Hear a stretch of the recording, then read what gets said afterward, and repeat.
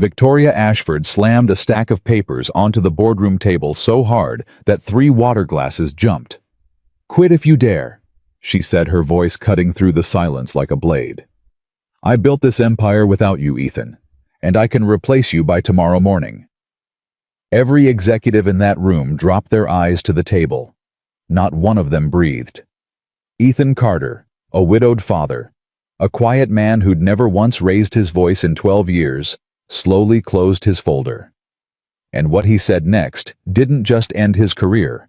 It set in motion the collapse of a $350 million deal that would humble one of the most powerful women in America. Before we go further, drop the name of the city you're watching from in the comments so I can see how far this story has traveled tonight.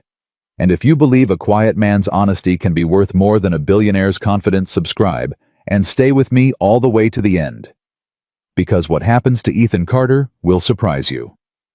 At 6:14 in the morning, the 23rd floor of Ashford International belonged to one man. Ethan Carter always arrived before the coffee machines were warm, before the cleaning crew finished the lobby, before the ambition of the day put its makeup on. He liked the building this way, honest, empty, quiet. A place where numbers sat still long enough to tell you the truth. He set his worn leather bag on his desk, the same bag his wife Sarah had given him 14 years ago, and he did what he did every single morning. He pulled up the numbers. Ethan was 58 years old. His hair had gone gray at the temples years back, and he'd stopped fighting it.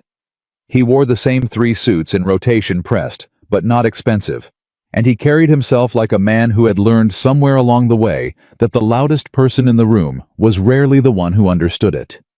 His phone buzzed. A text from his daughter. "Lily. Dad, you left before I woke up again. There's oatmeal in the fridge if you want it. Love you. Don't skip lunch." Ethan smiled and typed back with 2 thumbs, slow and careful. "Ethan.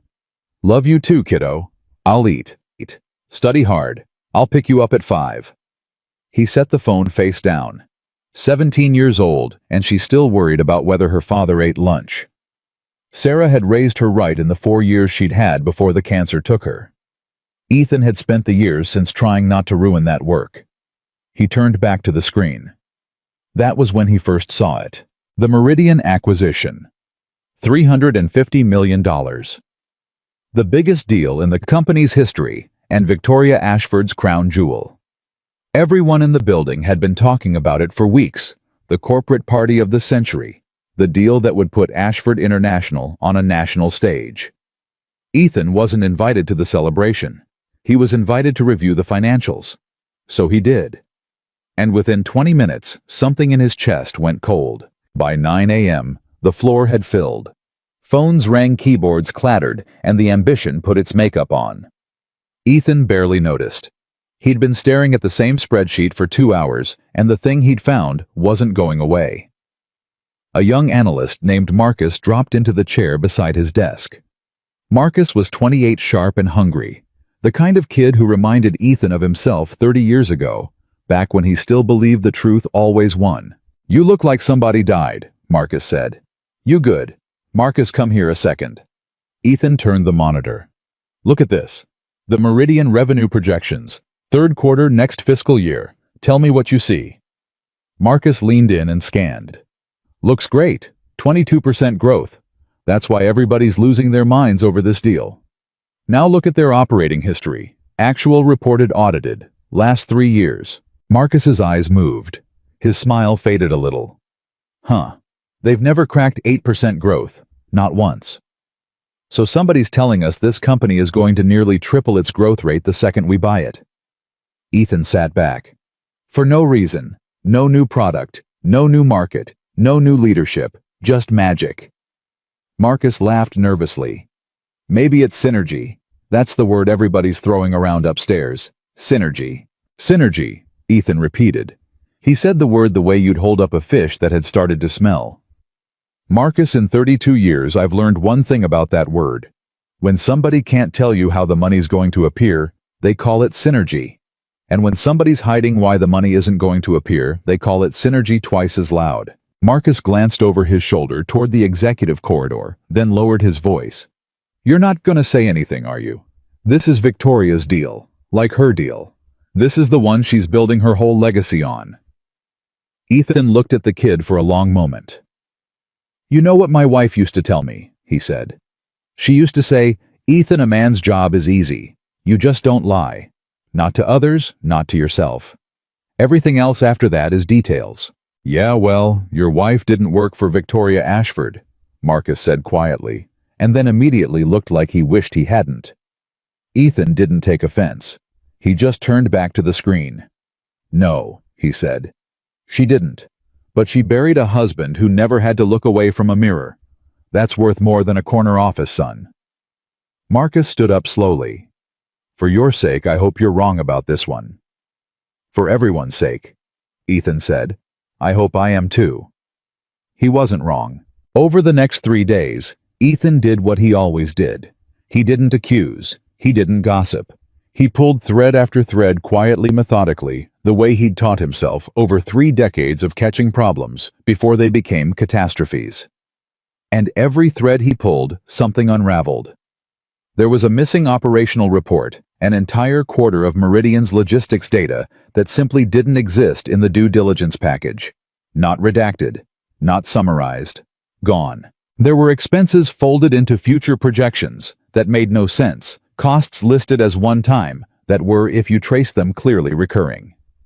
Someone had moved the bad news into the future and dressed the present up as a bride. And there was the seller, a man named Gerald Voss, who ran Meridian, and who, according to 3 separate news archives, Ethan dug up on his own time at home, had walked away from 2 previous companies right before both of them imploded. Voss had a gift.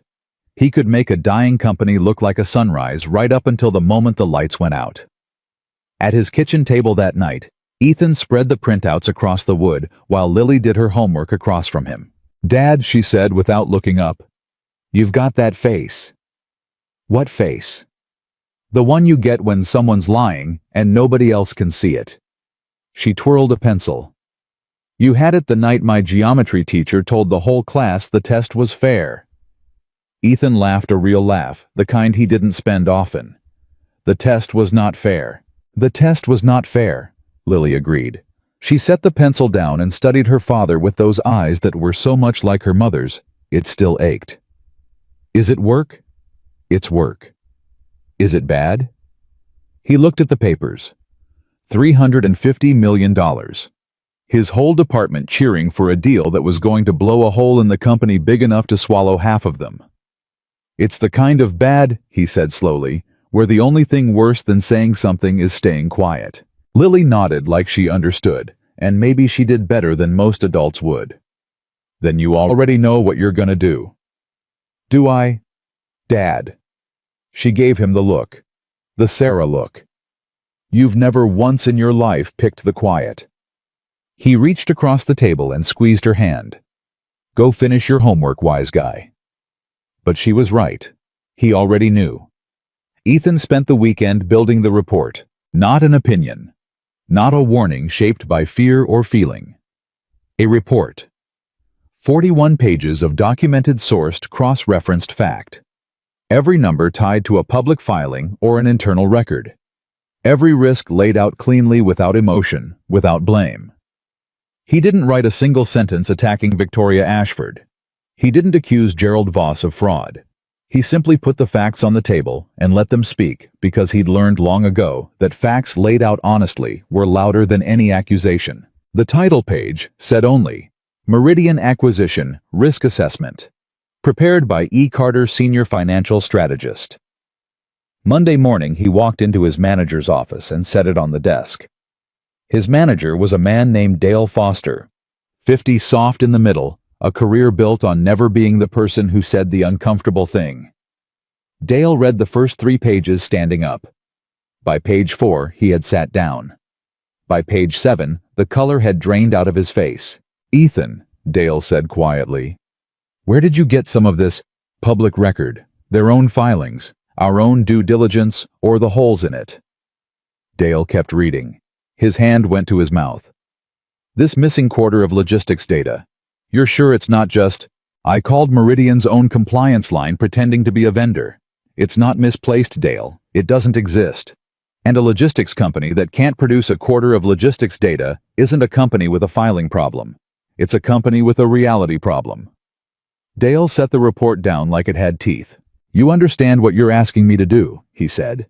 You want me to walk into Victoria Ashford's office and tell her that the biggest deal of her career, the one she's already promised the board, already promised investors, already scheduled the announcement for, is a bomb. I want you to give her the facts, Ethan said. What she does with them is her decision. But she can't make a good decision on bad information. Nobody can. Dale rubbed his face with both hands. When he spoke again, his voice had gone flat and careful. The voice of a man calculating his own survival. Let me tell you how this actually goes, Ethan. You've been here 12 years. You're good. Everybody knows you're good. But Victoria doesn't want a strategist right now. She wants a coronation. And the man who tries to slow down the biggest moment of her career. He shook his head. That man doesn't get a medal. That man gets a target on his back. Ethan was quiet for the moment. Dale, he said. How long have you known me? 12 years. In 12 years, have I ever brought you a problem that wasn't real? Dale didn't answer. He didn't have to. They both knew. That's what I thought, Ethan said gently. So here's the thing. She doesn't need someone who tells her what she wants to hear at the biggest moment of her career. She needs someone making sure it doesn't become the biggest mistake of her career. That's not disloyalty, Dale. That's the whole job. Dale stared at the report for a long moment. Then he sighed, the sigh of a man choosing the smaller fear over the larger one. I'll get it in front of her. But Ethan, I want it on the record that I told you. This is going to cost you something. Most true things do, Ethan said, and he walked out. The pushback started before lunch. It didn't come from Victoria. It came sideways the way it always does, the way the powerful never have to dirty their own hands. By early afternoon, Ethan could feel the temperature of the floor change around him. A director he barely knew stopped by his desk. Heard you're not on board with Meridian, the man said with a smile that wasn't a smile. Everybody else did the work and got excited. You did the work and got scared. Interesting. I did the work and got accurate, Ethan said. There's a difference. By 3 o'clock, a woman from strategy, he'd worked beside for 6 years, wouldn't meet his eyes in the hallway. By 4, Marcus came by, and this time the kid wasn't grinning. He was pale. They're talking about you, Marcus said under his breath. Upstairs. They're saying you're the word they're using is negative. That you're difficult. That you've always been kind of a problem, you just hid it well. Ethan absorbed this, the way he absorbed most things without flinching. And what do you think, Marcus? Marcus looked miserable. I think you showed me a spreadsheet 3 days ago that scared the hell out of me, and nobody's answered a single one of my questions since. That's what I think. He glanced around. But I also think I've got student loans and a lease, and I've watched what happens to the people around here who make Victoria look wrong. So you're telling me to be quiet. I'm telling you, I don't know how you're not scared. Ethan looked at the young man for a long moment, and something in his face softened the look of a father, not a colleague. Marcus, let me tell you a secret about fear, he said. I am scared. I've got a 17-year-old at home, and no wife, and a mortgage, and a face in the mirror I have to look at every morning. Fear's not the enemy. The question is only ever which thing you're more afraid of. He tapped the report on his desk. And I am a whole lot more afraid of the day this company loses $350 million, and I have to explain to my daughter that I saw it coming and said nothing. That's the thing I can't survive. Marcus didn't say anything. He just nodded slowly and walked away with his shoulders lower than they'd been. That was the moment Ethan understood something that would stay with him for the rest of his life. The company didn't want the truth. It wanted approval. And there is nothing more dangerous than a room full of smart people who have all quietly agreed to stop asking questions. Victoria Ashford read the report that evening. Ethan didn't know this at the time. He'd learn it later that she'd sat alone in her office long after the floor emptied 41 pages open on her desk, and that she'd read every single one of them. Twice. Because here was the thing about Victoria Ashford that her enemies never understood, and her admirers never admitted: she was not stupid. She had not clawed her way from a rented one-bedroom to the top of a corporation by being a fool. She was brilliant, ruthless, and most dangerous of all, almost always right. Almost. She read Ethan Carter's report, and somewhere underneath the armor, a small cold voice told her that the man was correct. And that was precisely the problem. Because Victoria Ashford had already told the board this deal was happening. She'd already told her investors. She'd already stood in front of a room of people who'd spent 20 years waiting for her to fail, and she'd promised them she wouldn't. Her entire identity, the woman who never hesitated, who never blinked, who built an empire on the certainty that doubt was for the weak, was staked on Meridian. To listen to Ethan Carter now was not simply to delay a deal. It was to admit in front of everyone that the quiet man who reviewed reports had seen something that she, Victoria Ashford, had not, and that she could not do. She closed the report. She looked at the name on the cover for a long time. E. Carter. Then she picked up her phone. The next morning, Dale caught Ethan at the elevator. His face said everything before his mouth did. "She wants you in the boardroom, 10 o'clock, full room." Ethan's stomach tightened, but his voice stayed level. "What kind of full room?" "The board, investors, the whole executive team, and Ethan." Dale hesitated. "She's not calling you in to thank you." "I didn't think she was." "She's going to announce the deal, today, in that room. And I think she's bringing you in so the whole company can watch her put you in your place, so nobody ever questions Meridian again." Dale's jaw was tight. "She's turning you into a lesson." Ethan was quiet. Around them, the elevator dinged, opened, closed. People flowed past. The ambition putting on its makeup. "Then I guess I'd better bring my numbers," Ethan said. "Ethan." Dale grabbed his arm. It was the first genuinely human thing Dale had done in the entire ordeal. "You don't have to fall on this sword. You made your report. It's on the record. You've done your job. Nobody would blame you for sitting quiet in that room and keeping your head down. You've got a kid." Ethan looked at the man's hand on his arm, and then at his face. "That's exactly why I can't keep my head down," he said quietly. "Because of the kid." He called Lily during the one free minute he had before 10 o'clock. She picked up on the second ring, whispering she was between classes. "Dad, is everything okay? You never call in the morning." "Everything's fine, sweetheart. He stopped. He wasn't sure what he wanted to say. "I've got a big meeting in a few minutes, and I might come home tonight with some news you're not going to love." There was a pause. "Are you going to do the right thing?" He almost laughed. 17 years old. "I'm going to try." "Then I don't care what the news is," Lily said simply. "Mom didn't marry a guy who did the easy thing, and I didn't get raised by one either." A bell rang faintly on her end. "I gotta go. Love you. Go be brave." The line went dead. Ethan stood there holding the phone for a moment. Then he picked up his folder, straightened his tie, and walked toward the boardroom. The room was already full when he entered. 14 people around the long table. Board members with faces like carved granite. 2 investors he recognized from the annual reports. The executive team, Dale among them, sitting stiff and pale. And at the head of the table, framed by the window, like she'd been placed there by a painter who understood power, Victoria Ashford. She didn't stand. She didn't smile. She simply gestured to the empty chair at the far end, the loneliest chair in the room, as though she were granting an audience. "Mr. Carter," she said, "thank you for joining us." Ethan sat. Victoria let the silence stretch. She was a master of silence. She knew that most people would say something stupid just to fill it. Ethan said nothing. He folded his hands on his folder and waited, and he could see just for a flicker that his stillness annoyed her. "I've called you here," Victoria began, addressing the whole room, "because I believe in transparency. There's been some noise in the building this week about the Meridian acquisition. A report, written by Mr. Carter here." She lifted a copy of it between 2 fingers as though it might stain her.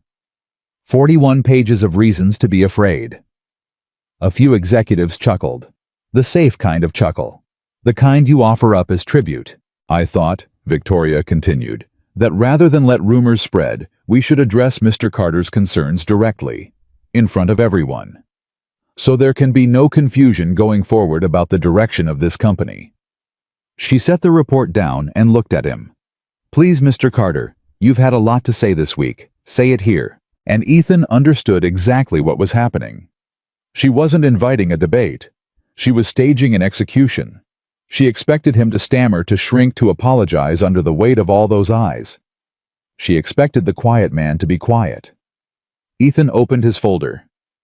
Thank you, he said. And his voice did not shake. He didn't stand. He didn't raise his voice. He spoke the way he always did, calmly, clearly, like a man reading a weather report. And that was what made it so devastating. Meridian's revenue projections assume 22% growth in the first year post-acquisition, he began. I've reviewed their audited operating history for the last 3 years. In their best year, they achieved 7.4%. There is nothing in the acquisition, no new product, no new market, no operational change, that explains how buying them triples their growth rate. The number isn't a projection. It's a wish. The chuckling had stopped. Second, the due diligence package is missing an entire quarter of Meridian's logistics data, Q3 of last year. I confirmed with their compliance department through a routine vendor inquiry that the data was never produced, not to us, not to their own auditors. A logistics company that cannot account for a quarter of its own logistics is not a filing error. It's a red flag the size of this building. Somewhere down the table, an investor shifted in his seat. Third. Ethan turned the page. Expenses. There are roughly $11 million in recurring operational costs that have been reclassified as one-time charges and pushed into future projections. In plain terms, someone has taken bad news, dressed it up as good news, and moved it far enough into the future that nobody has to look at it during the sale. He looked up. That's not an accounting choice. That's a magic trick. And magic tricks are only impressive until you find out how they're done. The room had gone very still. Ethan continued for nearly 30 minutes. He walked them through Gerald Voss and the 2 prior companies that had collapsed in his wake. He walked them through the cash flow assumptions that didn't survive contact with reality. He walked them through point by point the difference between what Meridian claimed to be and what the documents proved it to be. He never editorialized. He never accused. He simply put the facts on the table one after another until the weight of them filled the room like water rising in a sealed chamber. And the terrible thing, the thing Victoria could feel happening around the table, was that no one could rebut a single number, because the numbers were real. When Ethan finished, he closed his folder and folded his hands again. The silence this time was different. It wasn't the silence of a room waiting for an execution. It was the silence of a room that had just watched a man they'd all been told to laugh at turn out to be right. Victoria Ashford felt it too, and in that moment she made a choice. The choice that would define everything that came after. She could not challenge the numbers. So she did what powerful people do when the facts turn against them. She changed the subject to the man. That was very thorough, she said, and her voice had gone cold and smooth as glass. You always find problems, don't you, Mr. Carter? 12 years, and there's always a problem. Always a reason to be afraid. Always a risk. Tell me, in all your years of finding problems, how many companies have you built? It was a cheap shot, and everyone in the room knew it. But it was aimed with precision. Ethan met her eyes. None, he said simply. My job was never to build the company. My job was to make sure the people building it didn't drive it off a cliff in the dark. With respect, ma'am, you don't measure a smoke detector by how many houses it's built. You measure it by how many it's saved. Something flickered across Victoria's face. For a half a second the mask slipped, and beneath it was something that might have been respect, or might have been fear, or might have been the awful recognition of a person seeing their own blind spot named out loud in front of everyone they'd ever tried to impress. Then the mask came back down harder than before. I think, Victoria said, that you've forgotten something, Mr. Carter. You've forgotten who makes the decisions in this room. I haven't forgotten, Ethan said. You do. I've never once claimed otherwise. My responsibility isn't to make your decisions comfortable. My responsibility is to make sure they're informed. What you do with the information is entirely yours. I'm only asking that you make the call, knowing what's actually in these documents, instead of what someone hoped you'd see." Victoria stood. The whole room seemed to lean back as she rose. "Let me be very clear," she said, and now she was speaking to all of them, not just to him. "I have spent 20 years building this company on a single principle. Leaders decide. They don't flinch. They don't second guess. They don't let fear masquerade as prudence. This deal is going to make history. And I am not going to let one man's endless supply of caution turn the greatest moment in this company's history into a funeral." She turned to Ethan, and her eyes were ice. "So here's where we are, Mr. Carter. I've heard you. I've considered your report. And I've decided that this company is going forward with Meridian." She let that land.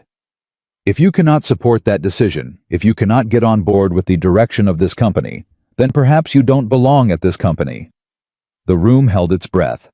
And then Victoria Ashford said the words that would echo through Ashford International for years. She leaned forward, both hands on the table, and she looked down the length of it at the quiet man in the loneliest chair, and she said, "Quit if you dare." For a long moment, Ethan Carter didn't move. "I thought about a lot of things in that moment. 32 years of catching problems before they became disasters. 12 years in this building, arriving before the coffee was warm. A leather bag his wife had given him. A daughter at home who'd told him to go be brave. A mortgage. A face in the mirror." He thought about all of it. And then he did the thing that no one in that room, least of all Victoria, expected. He reached across the table and slid his folder over to Dale. Then he stood up, calmly, without anger, without a single trembling word. "You misunderstand me, Ms. Ashford," Ethan said. "You think I've been sitting here trying to hold on to this job. I haven't. A job you can only keep by staying quiet about the truth isn't a job. It's a leash." He buttoned his jacket. "You said you built this empire without me. Maybe you did. And maybe you can replace me by tomorrow morning, just like you said." He looked around the table at the faces that wouldn't quite meet his eyes. "But you can't replace what I was actually here to do. You can hire 100 people to tell you that you're right. You'll never have to look far for those. What's rare? What you can't just replace by tomorrow morning is somebody willing to tell you when you're wrong at the exact moment you least want to hear it, and with nothing to gain by saying it." He picked up his old leather bag. "I already made my decision," Ethan said quietly. "I made it the day I decided I'd rather explain a hard truth to my daughter than a comfortable lie to my mirror." He walked to the door, and then he stopped and turned back, not to Victoria, but to the room. To all of them. "One request," he said. "Keep the report. Don't shred it. Don't lose it. File it somewhere it can be found." His eyes moved from face to face. "Because someday, someone in this company is going to go looking for the truth. And when they do, I want them to find that it was here. That somebody saw it. That the information existed, and the only thing missing," he paused, "was the willingness to listen." And Ethan Carter walked out of the boardroom. No shouting, no revenge, no dramatic speech. Just a man, and his old leather bag, and the quiet certainty of someone who has finally chosen the thing he can live with. The door closed softly behind him. And in the silence he left behind, 14 powerful people sat around a long table, staring at a report. None of them could argue with, in a room that suddenly felt a great deal emptier than the number of people in it should have allowed. Ethan cleared out his desk in 11 minutes. There wasn't much. A photo of Sarah. A photo of Lily. A coffee mug that said "World's Okayest Dad" that Lily had bought him as a joke when she was 12. A single potted plant he'd somehow kept alive for 6 years. Marcus appeared at the edge of the cubicle, wide-eyed, breathless. He'd heard. Everyone had heard. The story was already racing through the building like fire through dry grass. "You actually did it," Marcus said. "You actually walked out, on Victoria Ashford." "She invited me to," Ethan said, tucking the photos into his bag. "Ethan, where are you going to go? What are you going to do?"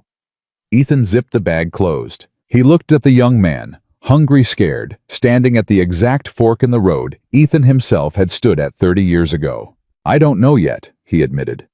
"But I'll tell you what I'm not going to do. I'm not going to spend the next 10 years in a nice office learning how to look away from things. Some men make that trade, Marcus. They tell themselves it's just once, just this deal, just to keep the peace. And then one morning they look in the mirror, and they can't remember the last time they told the truth without checking who was in the room first. He shouldered this bag. That's a worse thing to lose than a job, trust me. He put a hand on Marcus's shoulder. Do me a favor, Ethan said. The next time you see something that scares you in a spreadsheet, say it. Say it out loud, even when it's inconvenient. Especially when it's inconvenient. Promise me that. Marcus swallowed hard. I promise. Good man. Ethan gave the shoulder a squeeze. Now get back to work before somebody notices you're consorting with the enemy. Marcus laughed, but his eyes were wet. And as Ethan Carter walked toward the elevator for the last time, the young analyst watched him go and understood that he had just witnessed the single most expensive act of honesty he would ever see in his life, and possibly the most valuable. Ethan picked Lily up at 5 right on time, just like always. She climbed into the passenger seat, took one look at his face, and knew. You quit, she said. It wasn't a question. She told me to quit if I dared. Ethan pulled out of the school lot. I dared. Lily was quiet for a moment. Then, to his enormous relief, she started to laugh, a real delighted, disbelieving laugh, the kind that filled the whole car. Dad, you are so, oh my gosh, Mom would have lost her mind. In the best way. She wiped her eyes. Okay, we're gonna be broke and it's gonna be scary, and I might have to get a job at the smoothie place. But you did the right thing, and I want you to know, I'm not even a little bit surprised, and Her voice caught just slightly. I'm really proud of you. Okay. That's all I wanted to say. I'm proud of you. Ethan drove for a moment without trusting himself to speak. Your mother, he finally managed, would have said the exact same thing, almost word for word. I know, Lily said softly. That's how I knew what to say. They drove home through the early evening, a widowed father and his teenage daughter with no job and no plan, and a world's okayest dad mug rattling around in an old leather bag in the back seat. And somewhere on the 23rd floor of a glass tower behind them, Victoria Ashford stood alone at her window, looking down at the city, holding a 41-page report she could not bring herself to throw away. She had gotten exactly what she wanted. The quiet man was gone. The deal was going forward. Her coronation was still on schedule. She had built an empire without him. She was certain of that. She was about to discover just how wrong certainty could be. The first night was the hardest. Ethan sat at the kitchen table long after Lily had gone to bed, a legal pad in front of him and a pen in his hand that hadn't moved in 20 minutes. He'd done the math 3 times. Savings would carry them 4 months, maybe 5, if he stopped being sentimental about the little things. After that, the numbers turned into a language he didn't want to speak. Around 11. Lily came back down in her socks. Having heard the silence, the way kids hear silence, when something's wrong with a parent. You're doing the thing, she said, sliding into the chair across from him. The staring thing. Go to bed, sweetheart. You go to bed. You're the one with no job. She said it gently, and it made him laugh despite himself, which was exactly why she'd said it. That's cold. Too soon. About 4 months too soon. He set the pen down. We're going to be okay, Lily. I want you to hear me say that. I don't know exactly how yet, but we're going to be okay. She studied him with those eyes that saw straight through him.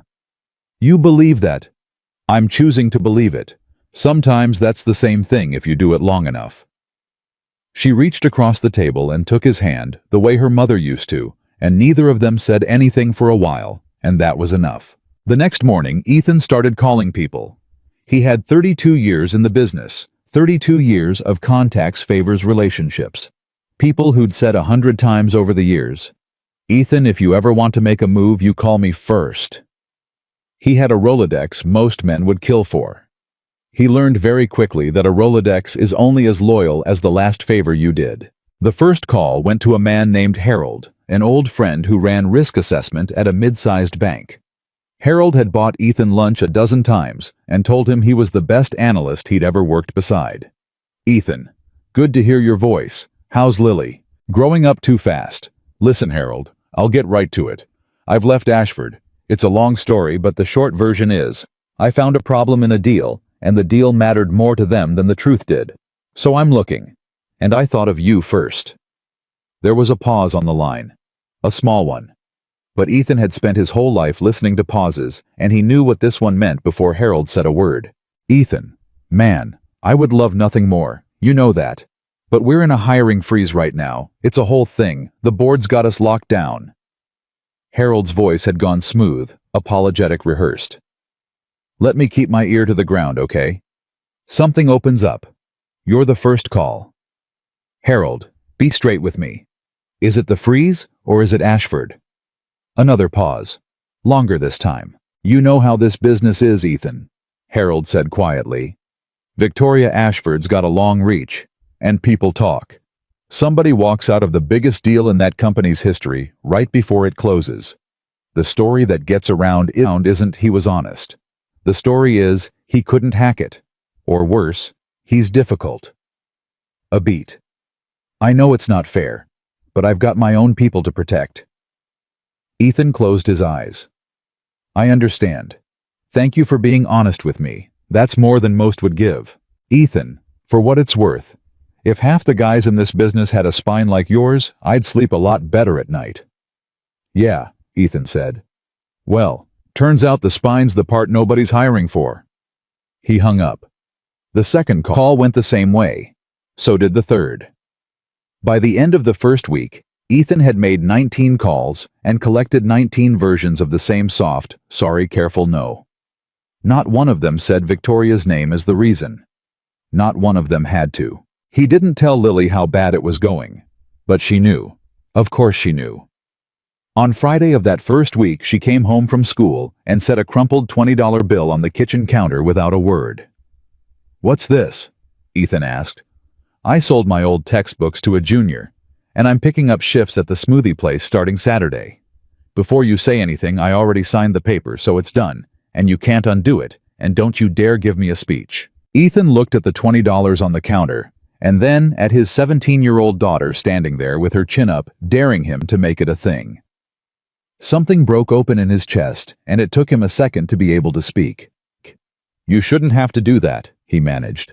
"I don't have to," Lily said. "I want to. There's a difference. You told me that once."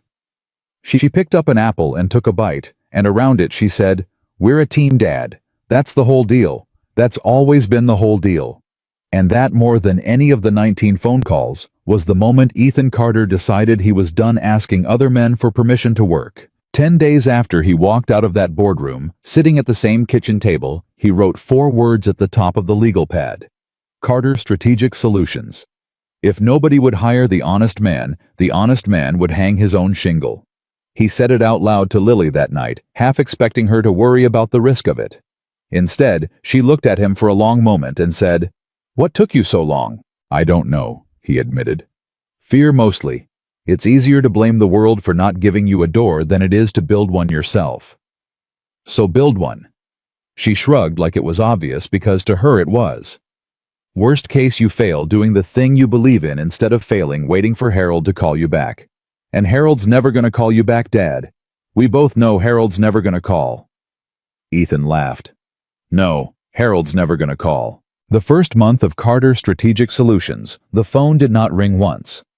Ethan turned the second bedroom into an office, the one that had been a guest room, and before that had been a room they didn't talk about, and he set up a desk and a laptop and a phone line, and he waited. He built a simple website. He wrote letters. He sent his resume and a one-page description of what he did, which was in plain terms, tell companies the truth about their money, whether they wanted to hear it or not. Nobody called. Then, on a Tuesday afternoon in the 5th week, the phone rang. Ethan nearly knocked over his coffee lunging for it. Carter Strategic Solutions. Yeah, hi. Is this the guy who left Ashford? The voice was rough, direct, impatient. A man used to being the most important person in every conversation. This is Ethan Carter, yes. Name's Frank Delgado. I run a distribution outfit down in the industrial corridor, 3 warehouses, 40 trucks, about 200 employees. Somebody I trust told me you're the kind of guy who tells it straight even when it costs you. That true? Ethan sat up. I'd like to think so. Well, we'll see. I got a partner who wants to buy me out. Made me an offer. All the paperwork looks clean. My own accountant says take it. My lawyer says take it. My wife says take it and go fishing. Frank paused. But something in the gut's screaming at me, and I've learned the hard way that when the gut screams and everybody else whispers, you listen to the gut. So, you want to come look at some numbers and tell me if I'm crazy? I'll be there tomorrow morning, Ethan said. 8 o'clock. 8's good. I like the man who starts early. A grunt. How much you charge? Ethan looked at the empty second bedroom office at the silent phone that had finally rung. He thought about quoting low, about being grateful, about taking whatever he could get. Then he thought about the mirror. I charge what the work is worth, Mr. Delgado. If I find nothing, you'll owe me 2 days of my time and you'll have peace of mind, which is cheap at the price. If I find something, you'll know exactly what I saved you from, and you'll decide then whether it was worth it. Either way, I only tell you the truth. That part's not negotiable. There was a silence on the line, and then Frank Delgado laughed a big, barking, delighted laugh. Yeah, he said. Yeah, okay, 8 o'clock. Don't be late, honest man. Ethan hung up and sat there with his heart pounding like he'd just run a mile. Then he called down the stairs. Lily. We got one. We got a client. Her feet hit the stairs before he'd finished the sentence. He spent that night at the kitchen table with Frank Delgado's numbers, and by 2 in the morning he'd found it. It took him 6 hours, but he found it the same way he'd found the crack in the Meridian deal, the same instinct, the same patient pulling of threads. Frank's would-be buyer had structured the buyout so that Frank would carry the debt on 2 of the 3 warehouses for 3 years after the sale, under a clause buried on page 61, written in language designed to be skipped. On paper, Frank was getting a clean exit and a fat check. In reality, if the business stumbled even slightly in those 3 years, the debt would come roaring back onto Frank personally, and the man buying him out had structured it so he'd owe nothing, and Frank would owe everything. The gut had been right. It usually was. The gut just didn't have the vocabulary to explain itself. That was Ethan's whole job. He was a translator for other people's dread. He drove to Frank's office at 8 the next morning, and he laid it out plainly, page by page, the same way he'd laid out Meridian, to a room full of people who hadn't wanted to hear it. When he finished, Frank Delgado sat very still for a long moment. Then he stood up, walked to the window of his cluttered warehouse office, and said nothing for almost a full minute. My partner, Frank finally said. The guy making this offer. That's my brother-in-law. My wife's brother. I've known him 22 years. His voice had gone strange and quiet. I had him to my house for Thanksgiving. He held my kids when they were babies. Ethan didn't say anything. Some silences you don't fill. You're sure about this? Frank said. It wasn't quite a question. I'm sure about the paperwork, Mr. Delgado. I can't tell you what's in his heart. Maybe he didn't read page 61 himself. Maybe a lawyer slipped it in and he doesn't even know it's there. I'm not in the business of telling you who to trust. Ethan tapped the page. I'm only in the business of telling you what's on the paper. What you do with it is yours. Frank turned around, and his eyes were wet, and his jaw was tight, and he crossed the room and grabbed Ethan's hand in both of his and shook it like he was trying to pump water from a well. You just saved me my whole life, Frank said hoarsely. You understand that my whole life. Everything I built. 2 warehouses, my house, my kids' college. You saved all of it. And my own accountant told me to sign. Your own accountant probably isn't a bad man, Ethan said gently. He just read the pages he was pointed at. Most people do. That's the whole problem. That's why I have a job. Frank Delgado paid Ethan triple what he'd asked. And then, more valuable than any amount of money, Frank Delgado started to talk. Frank knew everybody in the industrial corridor. Warehouse men, trucking men, construction men, the whole rough backbone of the regional economy. Men who didn't read magazine profiles or care about corporate galas, but who understood one thing down to their bones. They understood a man who'd saved another man's whole life and asked only for the truth in return. Within 3 weeks, Ethan had 4 more clients. Within 2 months, he had 11. None of them were glamorous. None of them would ever make a headline. They were family businesses, second-generation manufacturers, a woman who ran a chain of dental practices, a man who'd built a regional grocery operation from a single corner store. They were exactly the kind of people the Victoria Ashfords of the world flew over on their way to somewhere important. And every one of them told two more. By the end of the third month, Ethan Carter had a waiting list. He sat at the kitchen table one night doing the books and realized with a start that Carter's strategic solutions had already made more in one quarter than he'd projected for the entire first year. He said it out loud twice to make sure it was real. Lily, doing homework across from him, didn't even look up. "Told you," she said. "You did not tell me it would go this fast. I told you people can smell a liar, and they can smell somebody who isn't one, and there's a whole lot more of the first kind out there than the second. So being the second kind is basically a superpower." She turned a page. "I'm paraphrasing, but that's basically what I told you." Ethan looked at his daughter, 17 years old, wiser than half the executives he'd spent a career around, and he felt something he hadn't felt in a long time. Not happiness exactly. Something steadier than happiness. Peace. He felt peace. He had no idea sitting there that night that 11 miles away in a glass tower he used to arrive at before the coffee was warm, that same peace was already beginning to come apart at the seams. Because while Ethan Carter had been building something small and honest and real, Victoria Ashford had been closing the biggest deal of her life. The Meridian acquisition closed on a Thursday 90 days after Ethan walked out. Victoria threw the party she'd been planning for months. It was everything she'd wanted it to be: the rooftop venue, the investors in their good suits, the champagne, the press. She stood in front of a room full of the people who'd spent 20 years waiting for her to fail, and she raised a glass, and she told them that Ashford International had just entered a new era. They said it couldn't be done, she told the crowd, and the crowd ate it up. They said the numbers were too aggressive. They said I was moving too fast.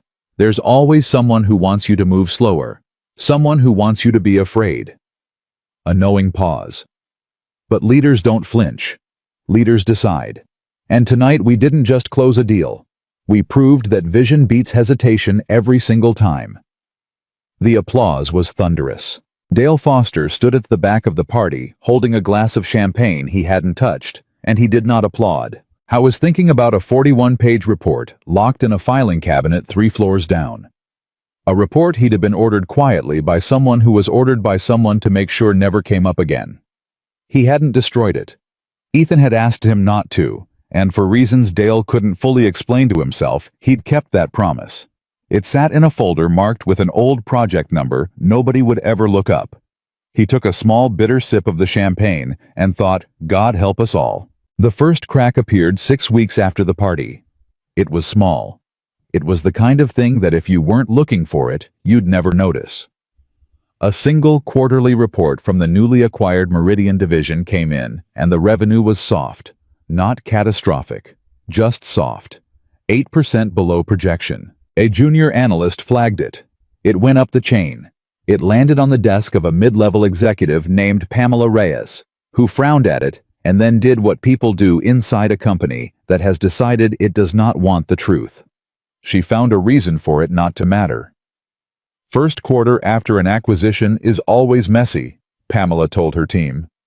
Integration costs transition friction. It's normal.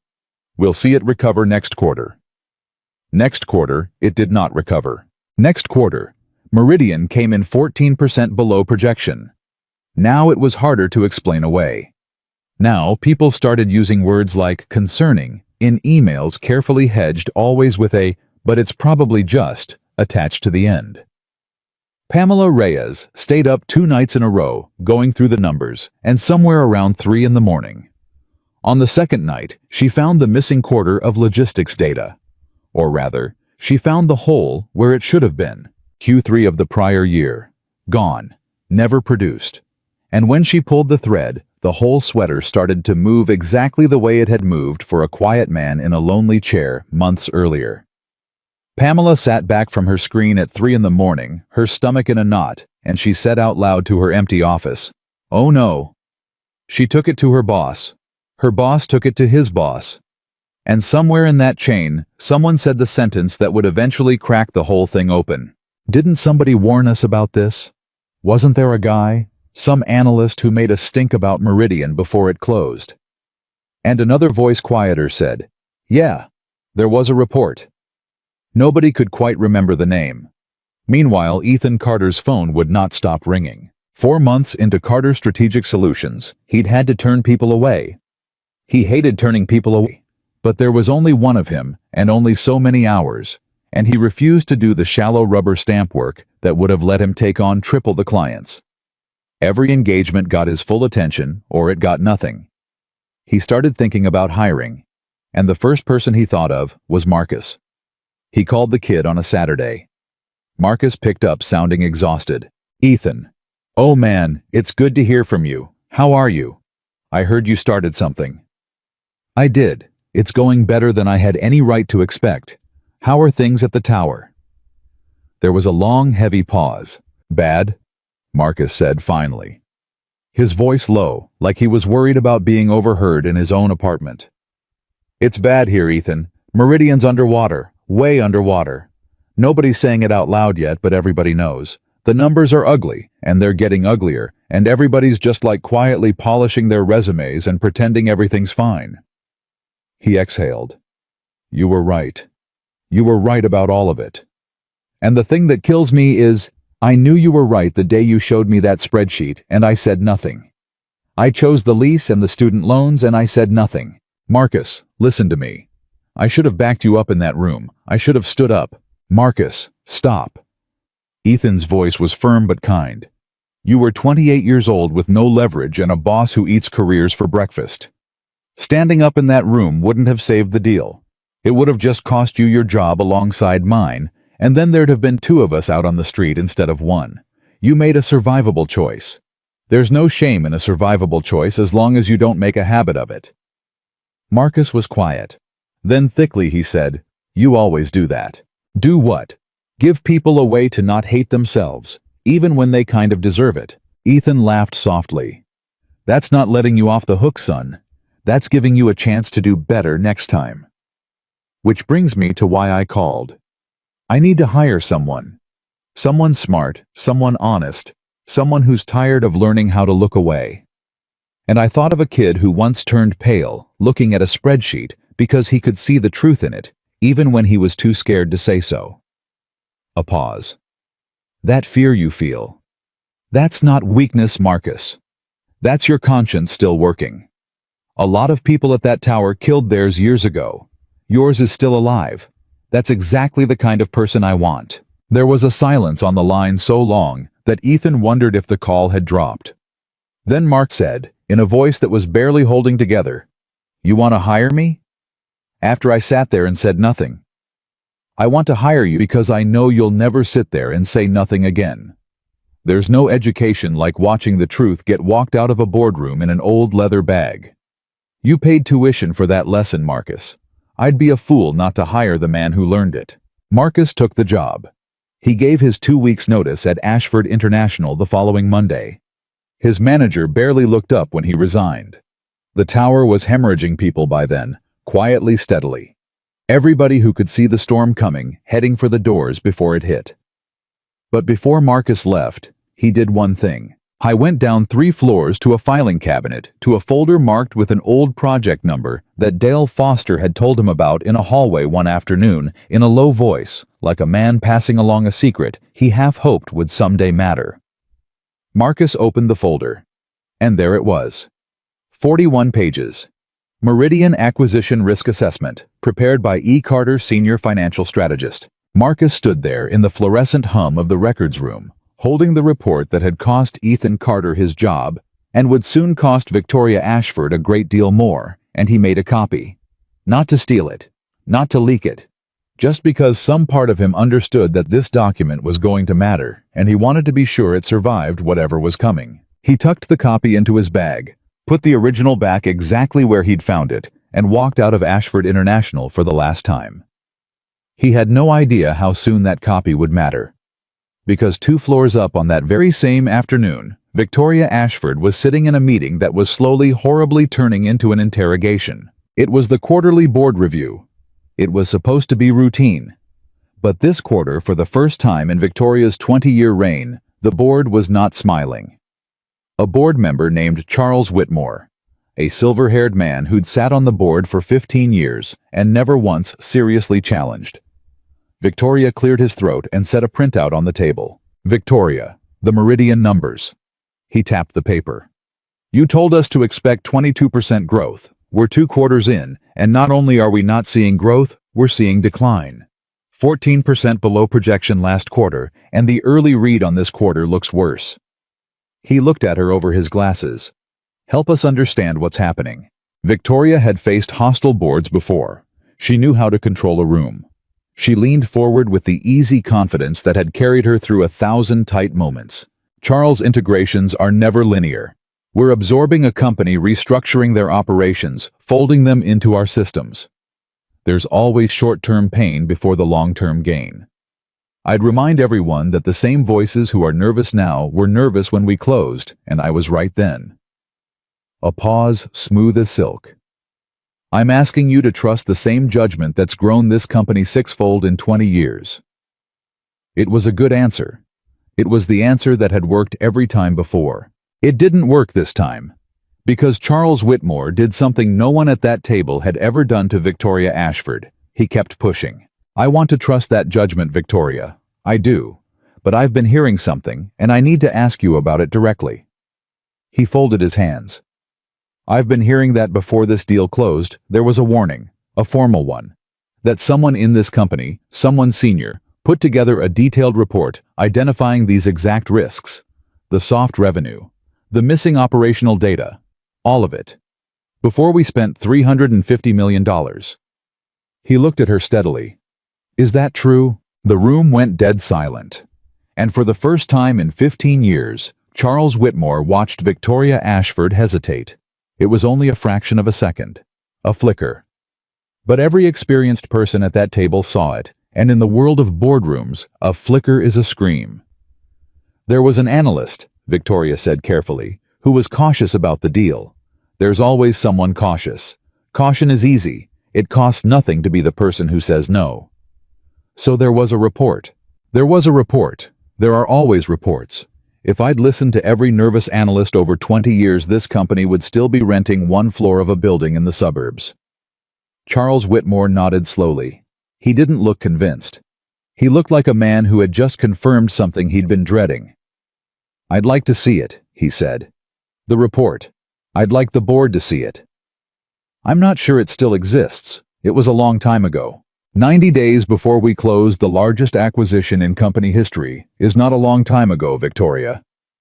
Charles's voice had cooled by several degrees. "Find it. I want it in front of this board within the week." Victoria Ashford held his gaze for a long moment. Then she smiled the same smile she always used, the one that had disarmed 1,000 adversaries. "Of course, Charles. I have nothing to hide." But underneath the table, where no one could see, her hand had closed into a fist. That night, Victoria stayed in her office long after everyone had gone. She pulled up the personnel records. She typed a name into the search bar that she had not let herself think about in months. Carter Ethan. His file came up. 12 years of exemplary reviews. Not one complaint, not one incident, until the final 90 days. She scrolled through the performance evaluations year after year of the same 3 words appearing over and over from every manager he'd ever had. Accurate. Honest. Undervalued. She sat back in her chair and stared at the last word for a long time. Undervalued. Then she opened a browser and typed his name into a search engine, half expecting nothing. What she found made her sit up straight. Carter Strategic Solutions. A clean, simple website. A short list of testimonials from business owners she'd never heard of praising a man for saving them from mistakes they hadn't been able to see. And a small item in a regional business journal 3 weeks old with a headline that made her jaw tighten. Local consultant builds fast-growing practice on one promise the truth. She read the article twice. The quiet man she'd told to quit if he dared had not crawled into a hole. He'd built something. Something small, something unglamorous, but something that was growing, and something that was earning him the one thing Victoria Ashford was currently watching drain out of her own life at an alarming rate. Trust. She closed the laptop. For a long moment, Victoria Ashford sat alone in the dark of her enormous office at the top of her glass tower, the most powerful woman in her industry, and she felt something she had not allowed herself to feel in 20 years. She felt the cold, creeping certainty that she had made a mistake she could not take back. She reached for her phone, and she almost called him. Her thumb hovered over the screen. She could find the number. She could call him and say, "Come back, name your price. I was wrong, help me fix this." But then the other voice spoke up. The louder voice. The voice that had built the empire. The voice that said, "You do not beg. You do not admit fault. You are Victoria Ashford, and Victoria Ashford does not need a man who reviews reports. You built this without him. You can fix this without him too." She set the phone down. It was the second worst decision she would ever make. The first had been telling him to quit. The next morning, Ethan Carter got a phone call that would change everything. I didn't recognize the number. He almost let it go to voicemail, being between meetings, but something made him pick up. Carter Strategic Solutions. "Mr. Carter." An older man's voice, cultured, careful. "My name is Charles Whitmore. I sit on the board of Ashford International. I believe you used to work for us." Ethan went very still. "I did," he said evenly. "For 12 years. Mr. Carter, I'll be direct because I get the sense you're a man who appreciates directness." A pause. "I have reason to believe that before we closed our acquisition of a company called Meridian, you prepared a report. A detailed one. Warning about the exact problems that are now unfolding across our balance sheet as we speak." Another pause, heavier. "I've asked to see that report. I've been told it may no longer exist. I find that difficult to believe." His voice dropped. "So I'm calling the source. Mr. Carter, did you write that report, and do you still have it?" Ethan closed his eyes. He thought about the day he'd slid the folder across the table to Dale. He thought about the words he'd said to the whole room. "Keep the report. Someday someone is going to go looking for the truth. And when they do, I want them to find that it was here." He'd said it not knowing if it would ever come true. He'd said it as an act of faith, the way you plant a tree you don't expect to sit under. And now, months later, a man he'd never met was calling to tell him that someone had at last come looking. Ethan opened his eyes. "Mr. Whitmore," he said, I wrote that report, every word of it, and yes." He took a breath. "I still have a copy." The silence on the other end of the line lasted a long time. "Mr. Carter," Charles Whitmore finally said, and his voice had changed entirely, all the careful distance gone out of it, replaced by something urgent and almost pleading. "I think you and I need to have a conversation, in person, as soon as possible." A beat. "I think there are a great many people at this company who owe you an apology, and I think there are a few who owe you a great deal more than that." Ethan looked out the window of his little second-bedroom office at the modest street where he'd rebuilt his life, one honest client at a time. "I'm listening, Mr. Whitmore," he said quietly. "Tell me what you need." And 11 miles away at the top of a glass tower, Victoria Ashford was about to learn that the report she'd tried to make disappear had not disappeared at all. That the man she'd told to quit if he dared had kept it. That her own board was already reaching for it. And that the truth she had walked out the door months ago in an old leather bag was walking right back in. They met on a Wednesday in a quiet corner booth of a diner Ethan had picked precisely because no one from Ashford International would ever be caught eating there. Charles Whitmore arrived first, which surprised Ethan. Powerful men usually made you wait. But when Ethan walked in, the silver-haired board member was already sitting there with a cup of coffee, going cold in front of him, and the moment he saw Ethan, he stood up and extended his hand like he was greeting a man he'd been searching for. "Mr. Carter, thank you for coming." "Ethan's fine. Charles, then." They sat. Charles wrapped both hands around his coffee cup and studied the man across from him for a moment before speaking. "I have to tell you, I built a picture of you in my head before I got here. The whistleblower, the disgruntled analyst. I expected someone angry. And you look like a man who slept fine last night." Charles almost smiled. "That's rarer than you'd think in the people who turn out to be right. Ethan set his old leather bag on the seat beside him. He didn't open it yet. "I slept fine because I don't have anything to lie awake about," he said simply. "That's the whole trick, Charles. People think honesty is about being brave. It's not. It's about being able to sleep." Charles let out a slow breath.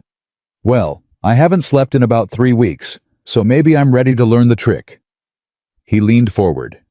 "Ethan, I'm going to tell you where we are, and I'm going to tell you the truth, because I suspect you can smell anything else. Meridian is a catastrophe. Not a stumble. A catastrophe.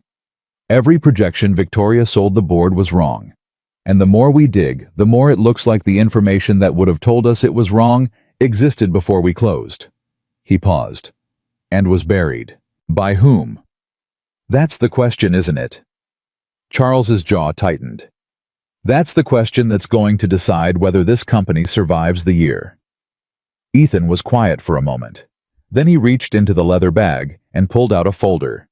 He set it on the table between them, but he kept his hand flat on top of it, not quite letting go. "Before I give you this," Ethan said, "I need to say something, and I need you to hear it, because it matters more than anything in this folder." He looked Charles dead in the eye. "I am not here for revenge. I want that clear.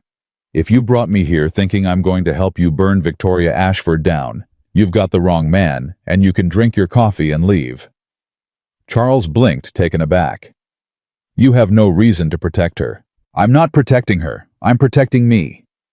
Ethan tapped the folder.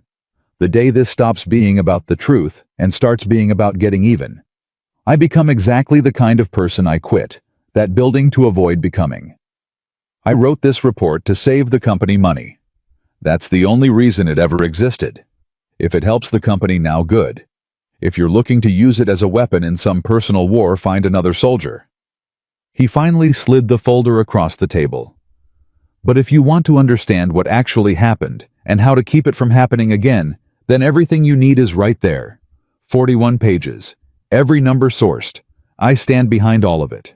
Charles Whitmore opened the folder with the care of a man handling something radioactive. He read the first page, then the second. By the 5th page, the coffee was entirely forgotten. By the 10th, his hand had come up to cover his mouth exactly the way Dale Foster's had months earlier in a corner office where all of this began. He read for 11 straight minutes without saying a word. Ethan let him. Some silences you don't fill. When Charles finally looked up, his face had gone gray. "You wrote this," he said slowly, 90 days before we closed. 92 if we're counting. "And you presented it, formally, up the chain. I gave it to my manager. He read it. He confirmed to me that he put it in front of Victoria personally." Ethan's voice stayed level. "I also presented it to the full board and executive team myself, in the room, for 30 minutes, on the day Victoria announced she was proceeding with the deal anyway." Charles went very still. "That's not possible," he said. "I would have been in that room. I sit on the board. There was no such presentation." And that was the moment. That was the moment the whole thing cracked open. Because Ethan watched the confusion move across Charles Whitmore's face, and he understood something he hadn't understood before. He'd assumed the board had heard him and chosen to ignore him. He'd made peace with that. But the look on Charles's face said something far worse. "Charles," Ethan said carefully, "when I gave that presentation, there were 14 people in the room. Board members, investors, the executive team. Are you telling me you weren't there?" "I'm telling you," Charles said, and his voice had dropped to almost nothing, "that I have never seen you before today. And I have never in 15 years on that board been in a room where an analyst warned us about Meridian. If such a meeting happened, Ethan, it was not a board meeting. It was a meeting Victoria dressed up to look like one, stacked with people loyal to her, so that when this fell apart, she could say the board was in the room and signed off." He sat back like he'd been struck. "She didn't just ignore your warning. She built a fake record around it. She manufactured cover." The two men sat in that diner booth and looked at each other, and the weight of what had just been said settled over the table like a fog. "That changes things," Ethan said quietly. "That changes everything," Charles said. "That's not a bad business decision anymore, Ethan. Ignoring an analyst is a judgment call. constructing a false record to deceive your own board about a $350 million acquisition. He shook his head slowly. That's the kind of thing that ends careers, and not just hers. Ethan looked down at his coffee. He'd walked into this diner thinking he was helping untangle a business failure. He was walking out of it having pulled the first thread on something much darker. "What do you need from me?" he asked. Charles closed the folder and held it against his chest with both hands, like it was the only solid thing in a collapsing world. "I need you to come in," he said. "Not as an employee, as an independent investigator. The board is going to open a formal review. We need someone who understands these numbers cold, who has no loyalty to protect and no career inside the building to lose, and who the whole company already knows was right when everyone else was wrong." He looked up. "That's you, Ethan. There's nobody else it could be. You're the only person in this entire mess with clean hands." Ethan was quiet for a long time. He thought about Lily and the smoothie shop shifts she'd taken without being asked. He thought about Frank Delgado and the 11 other clients who'd trusted him with their whole lives. He thought about the small, honest thing he'd built with his own 2 hands and how easy it would be to walk back into that glass tower and get swallowed by the old world all over again. "I have a business now," he said. "Clients who depend on me. I'm not looking to come back, Charles. I meant it when I walked out." "I'm not asking you to come back," Charles said. "I'm asking you to come finish. There's a difference. Consult on the review. Set your own rate. Set your own hours. When it's done, you walk back out that door and go tend your practice, and this company owes you a debt it can never repay." He paused.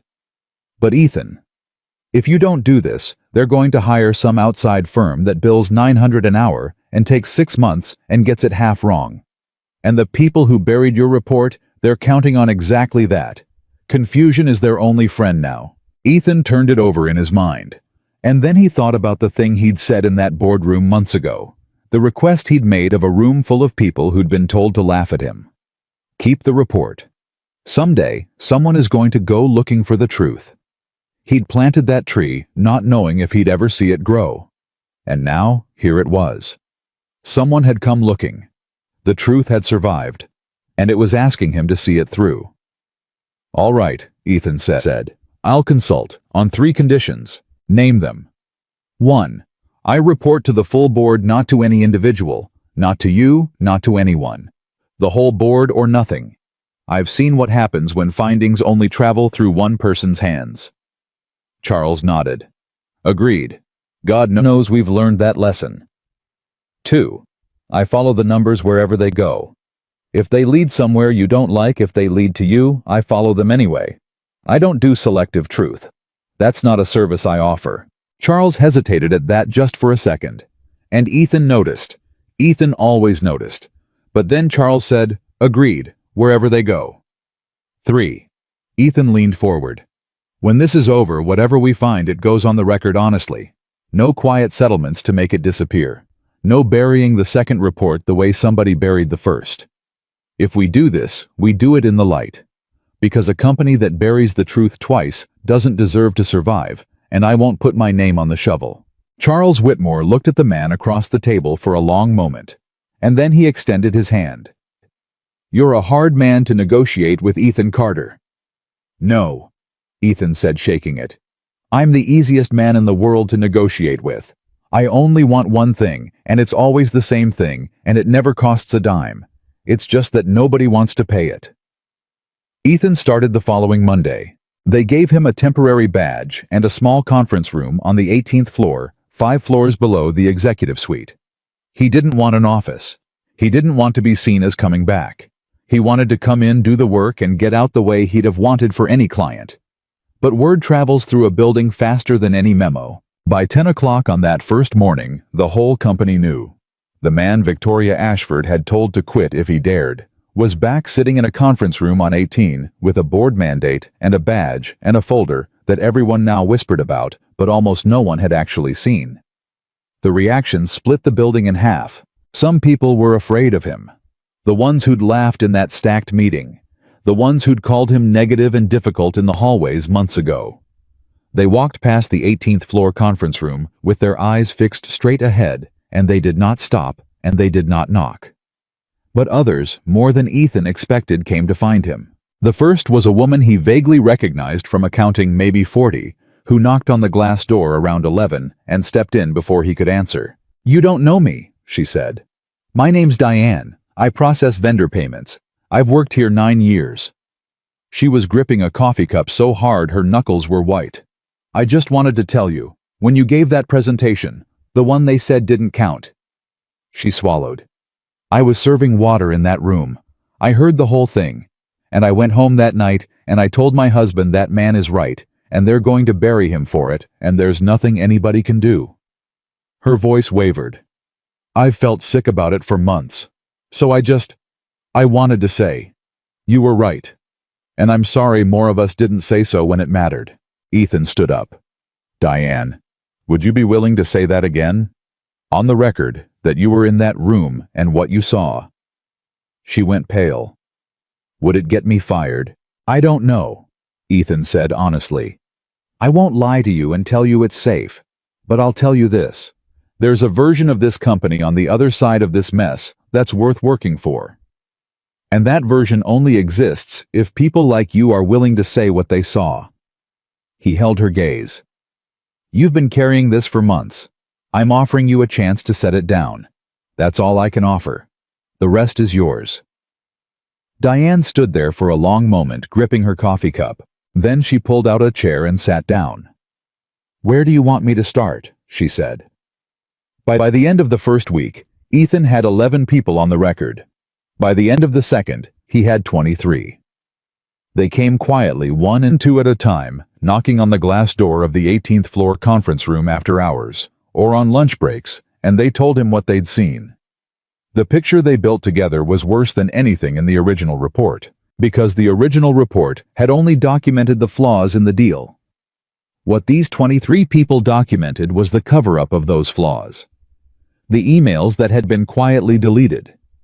The meeting that had been staged to look like a board approval. The pressure that had come down from the top, always verbally, never in writing, to make the Meridian problem go away. And every trail, when Ethan followed it, led to the same place. The top floor. Around the middle of the third week, Marcus came in. Ethan had known he would eventually.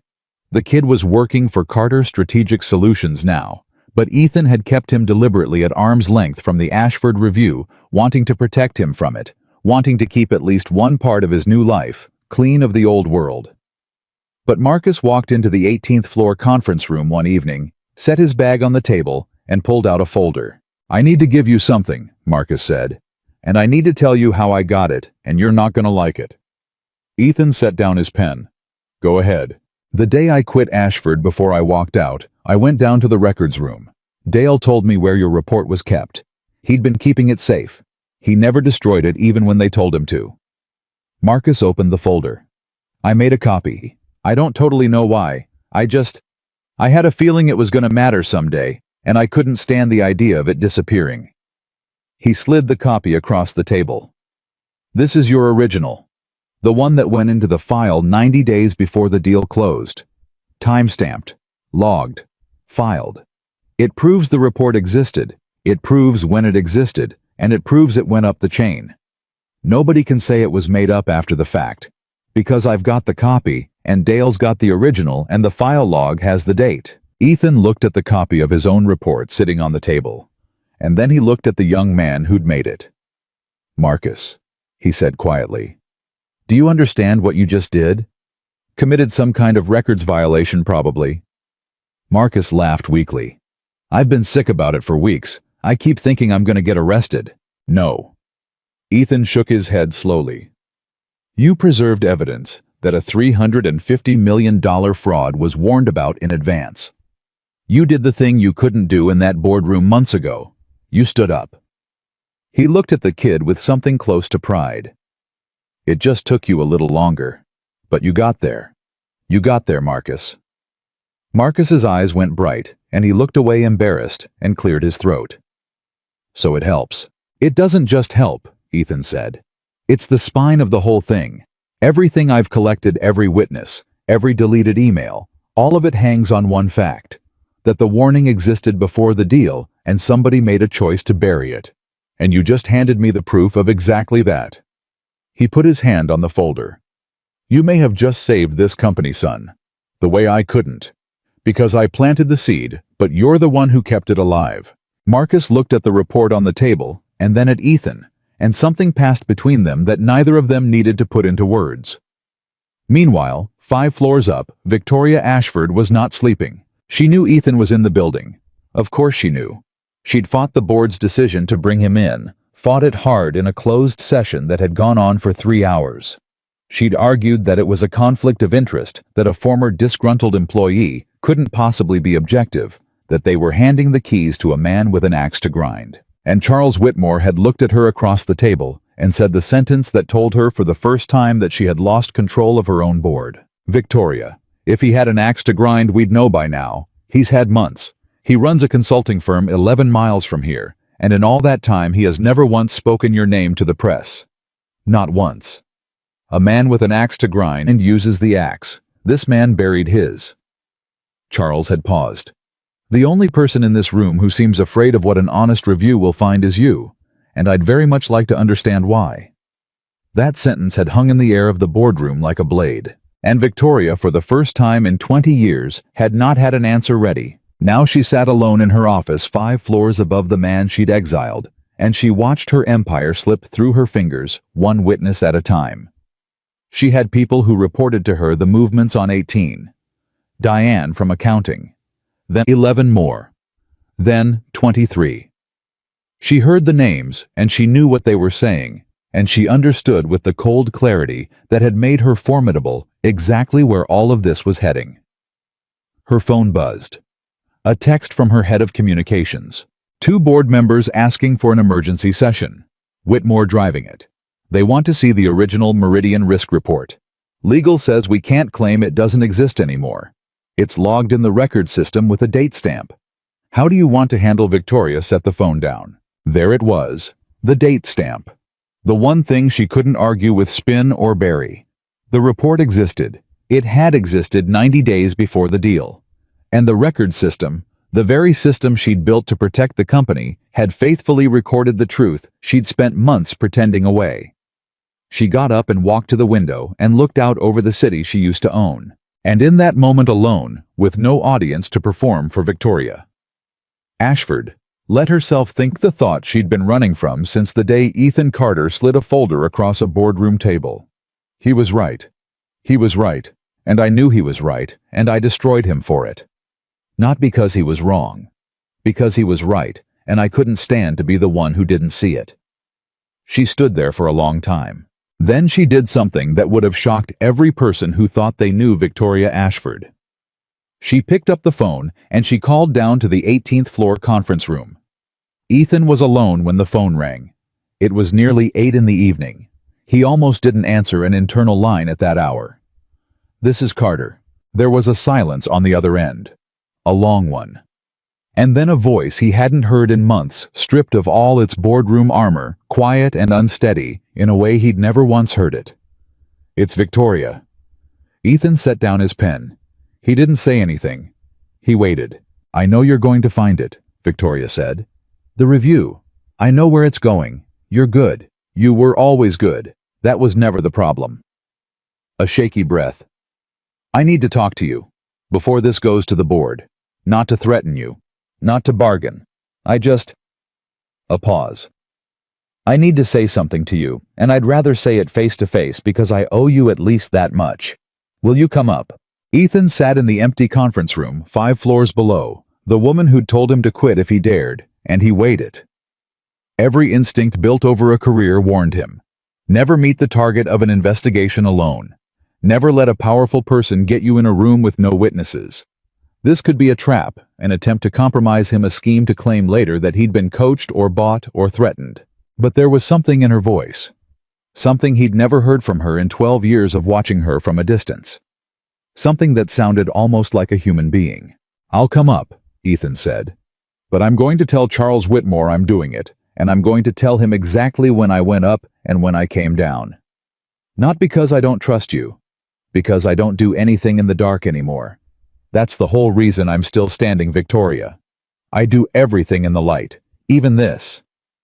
A long silence. That's fair, Victoria said quietly. That's more than fair. Come up whenever you're ready. Ethan hung up. He texted Charles Whitmore 3 lines. Victoria asked to see me. Going up to the executive floor now, 8:05 p.m. Will report everything said when I come down. Then he closed his folder, locked it in the conference room cabinet, and took the elevator up 5 floors to the office he used to walk past as an employee who reviewed reports. The executive floor was empty and dim, everyone long gone home. Victoria's door was open. She was standing at the window with her back to him, a silhouette against the city lights, and for a moment she didn't turn around. You know, she said finally, still facing the glass. In 20 years, I never once had to ask a man to come to my office and then not known what I was going to say when he got here. She turned, and her face, when Ethan saw it, was not the face of a titan. It was tired, older than he remembered, human. I've rehearsed 100 speeches since I picked up that phone. Every one of them was a lie. So I threw them all out. And now I'm standing here with nothing prepared, which I think might be the first honest thing I've done in a very long time. Ethan stayed by the door. He didn't sit. He didn't come closer. He just listened. You were right about Meridian, Victoria said. You were right about every number. I knew it the night I read your report. I read it twice. I sat in this office until 2 in the morning, and I knew that you had seen something I hadn't. Her voice caught. And do you know what I felt? Not fear of losing money. Not fear for the company. I felt fear that a quiet man who reviewed reports had beaten me. That everyone would know Victoria Ashford had a blind spot, and that the person who found it was someone I'd never even noticed. She laughed, a broken little sound. I destroyed you to protect my pride. That's the truth. That's the whole ugly truth. It was never about the deal. It was about me. Ethan was quiet for a long moment.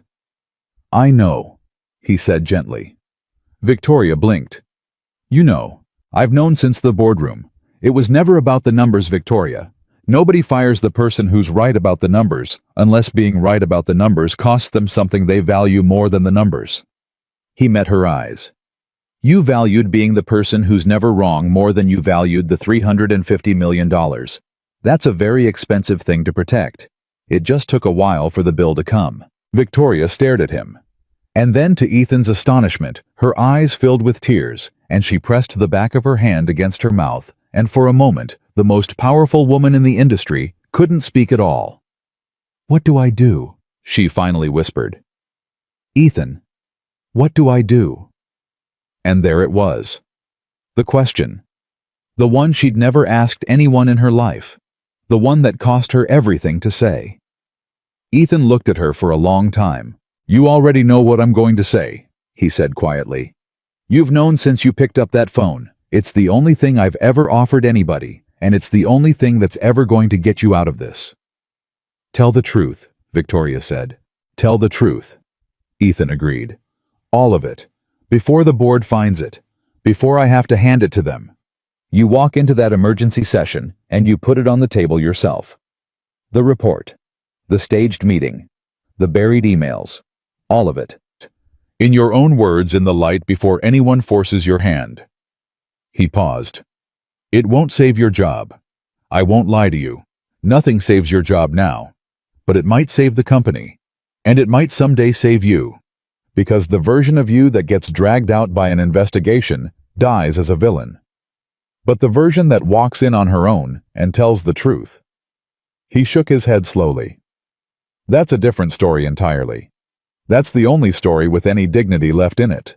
Victoria Ashford stood at the window of the empire she'd built and was now about to lose, and she looked at the quiet man she'd tried to destroy, who was standing in her office at 8 o'clock at night, offering her the one thing she'd never given him. A way to keep his self-respect.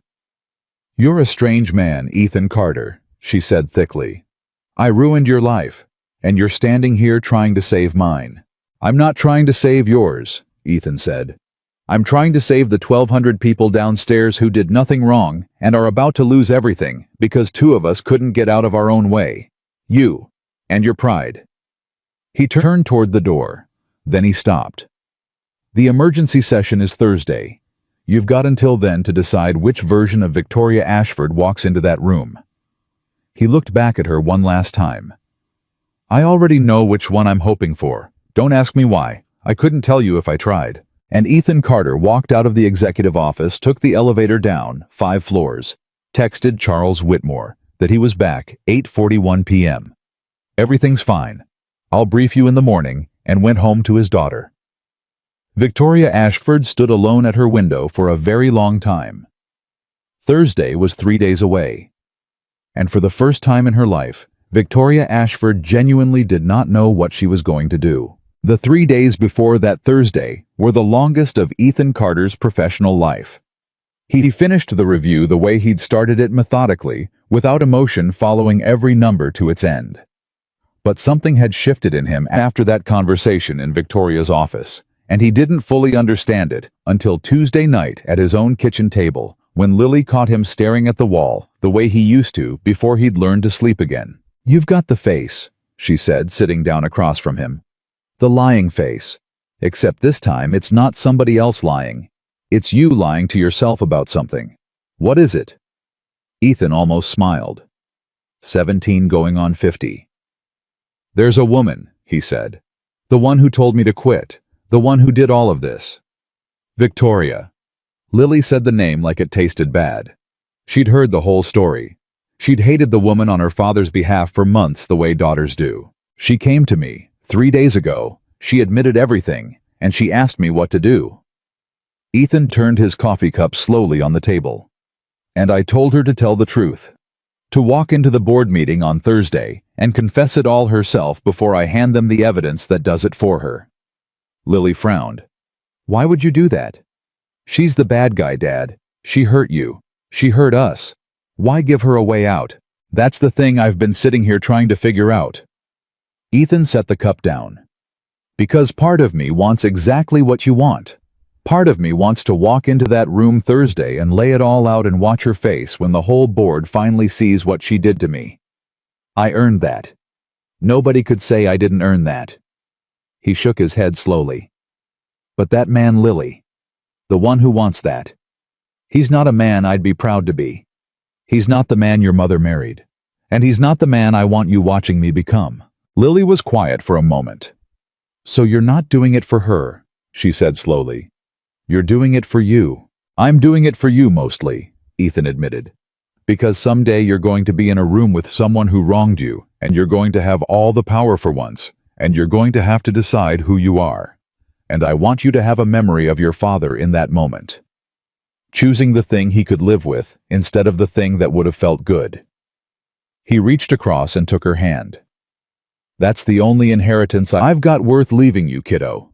Not money. That. The memory of a man who didn't take the cheap revenge, even when it was sitting right there for the taking." Lily's eyes went bright. She squeezed his hand hard. "Mom married a really good man," she said thickly. "You know that? Like a really, really good one." "Your mom married a lucky one," Ethan said. "The good part I'm still working on. Every single day." Wednesday, the day before the emergency session, the phone calls started. The first was from Charles Whitmore, at 7 in the morning, his voice tight with the particular strain of a man who'd been up all night doing math on his own future. "Ethan, it's tomorrow, 10 a.m., full board, plus legal, plus the 2 largest investors are flying in." He paused. "I need to know exactly what you're going to present. No surprises. If this thing goes the way I think it's going to go, careers end tomorrow. I need to know which ones." Ethan chose his words carefully. "I'm going to present the truth, Charles. The report existed 90 days before the deal. It went up the chain. It was buried. A meeting was staged to manufacture board approval. And the decision to proceed over documented objections cost this company $350 million. He paused. "I'm going to name who buried it. Because the numbers name them, and I follow the numbers wherever they go.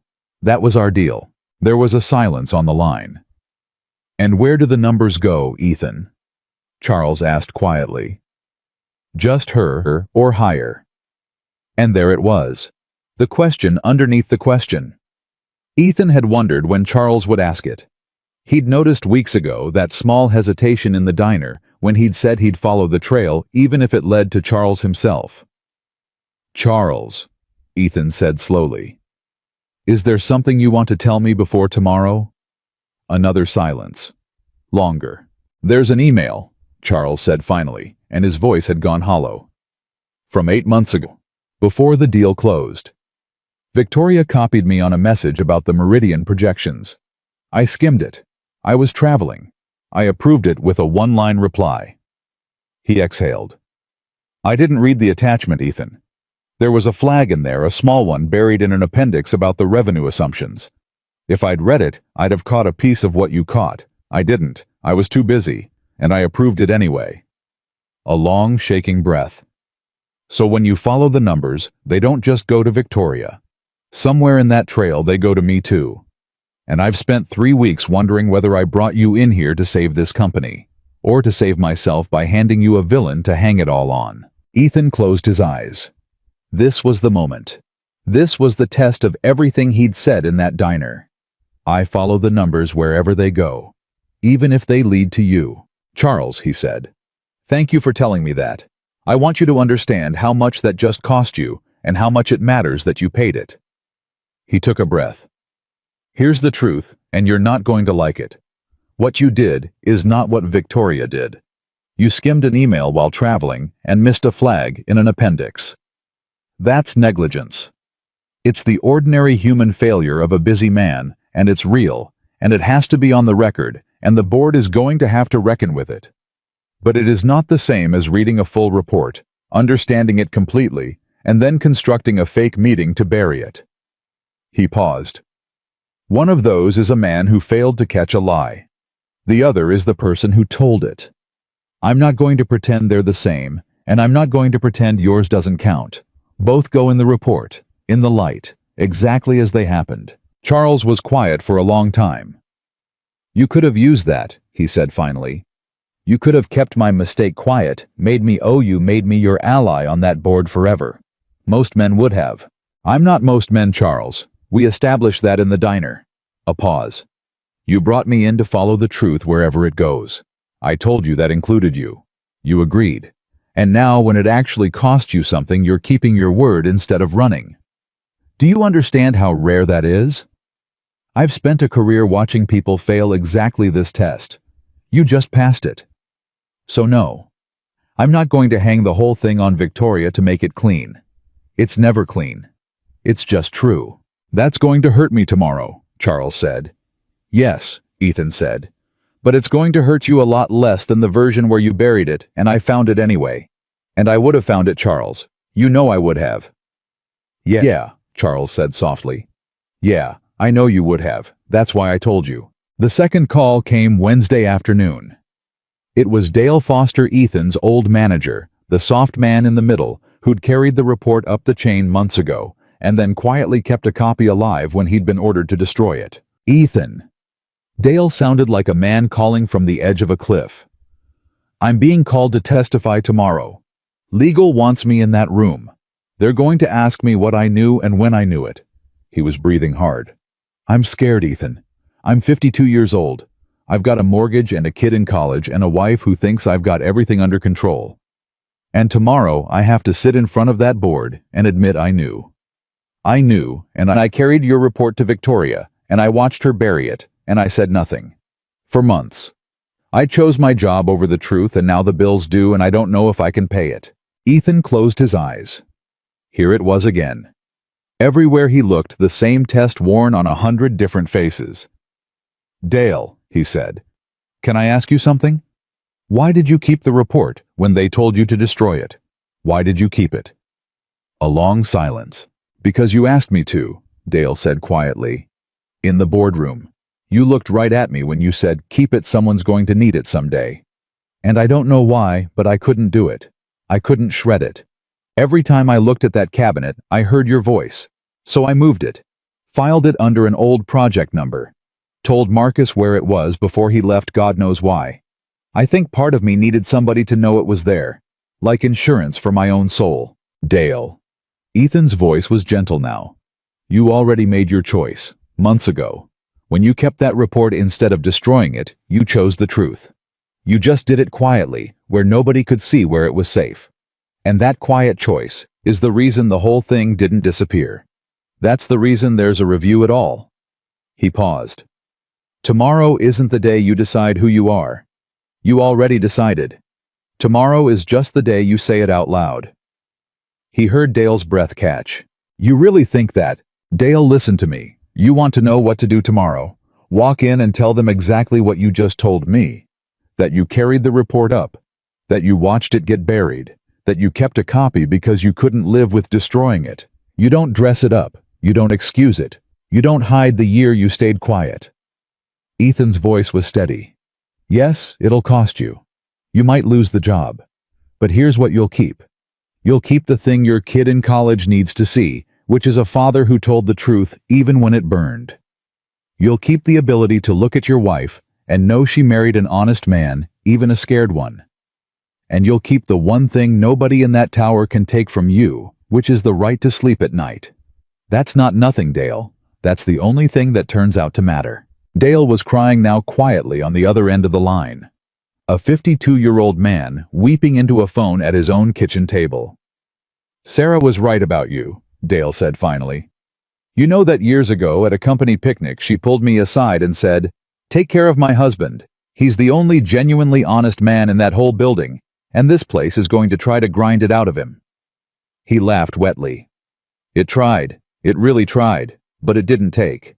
Ethan's throat tightened at his wife's name in another man's mouth. "No," he said quietly. "It didn't take. Thank you for telling me she said that. I needed to hear it more than you know." Thursday morning arrived. Ethan put on his best suit, the one Lily called his funeral suit, and he stood in the kitchen while she ate cereal before school, and she looked at him and didn't say anything for a moment. "Big day," she finally said. "Big day." "You nervous?" "No," Ethan said, and he meant it. "I stopped being nervous about telling the truth a long time ago, sweetheart. Nervous is what you feel when you're afraid of getting caught. I've got nothing to get caught for. Whatever happens in that room today, I walk out the same man I walked in. That's the whole gift of it." He picked up his old leather bag. "The people who should be nervous today are the ones who've been performing for months. Not the ones who've just been telling the truth the whole time." Lily got up and hugged him hard the way she used to when she was small. "Go be brave," she said into his chest, the same thing she'd said the morning he walked out. "But you don't even have to try anymore. You just are it now. It's just what you are." Ethan held his daughter for a long moment.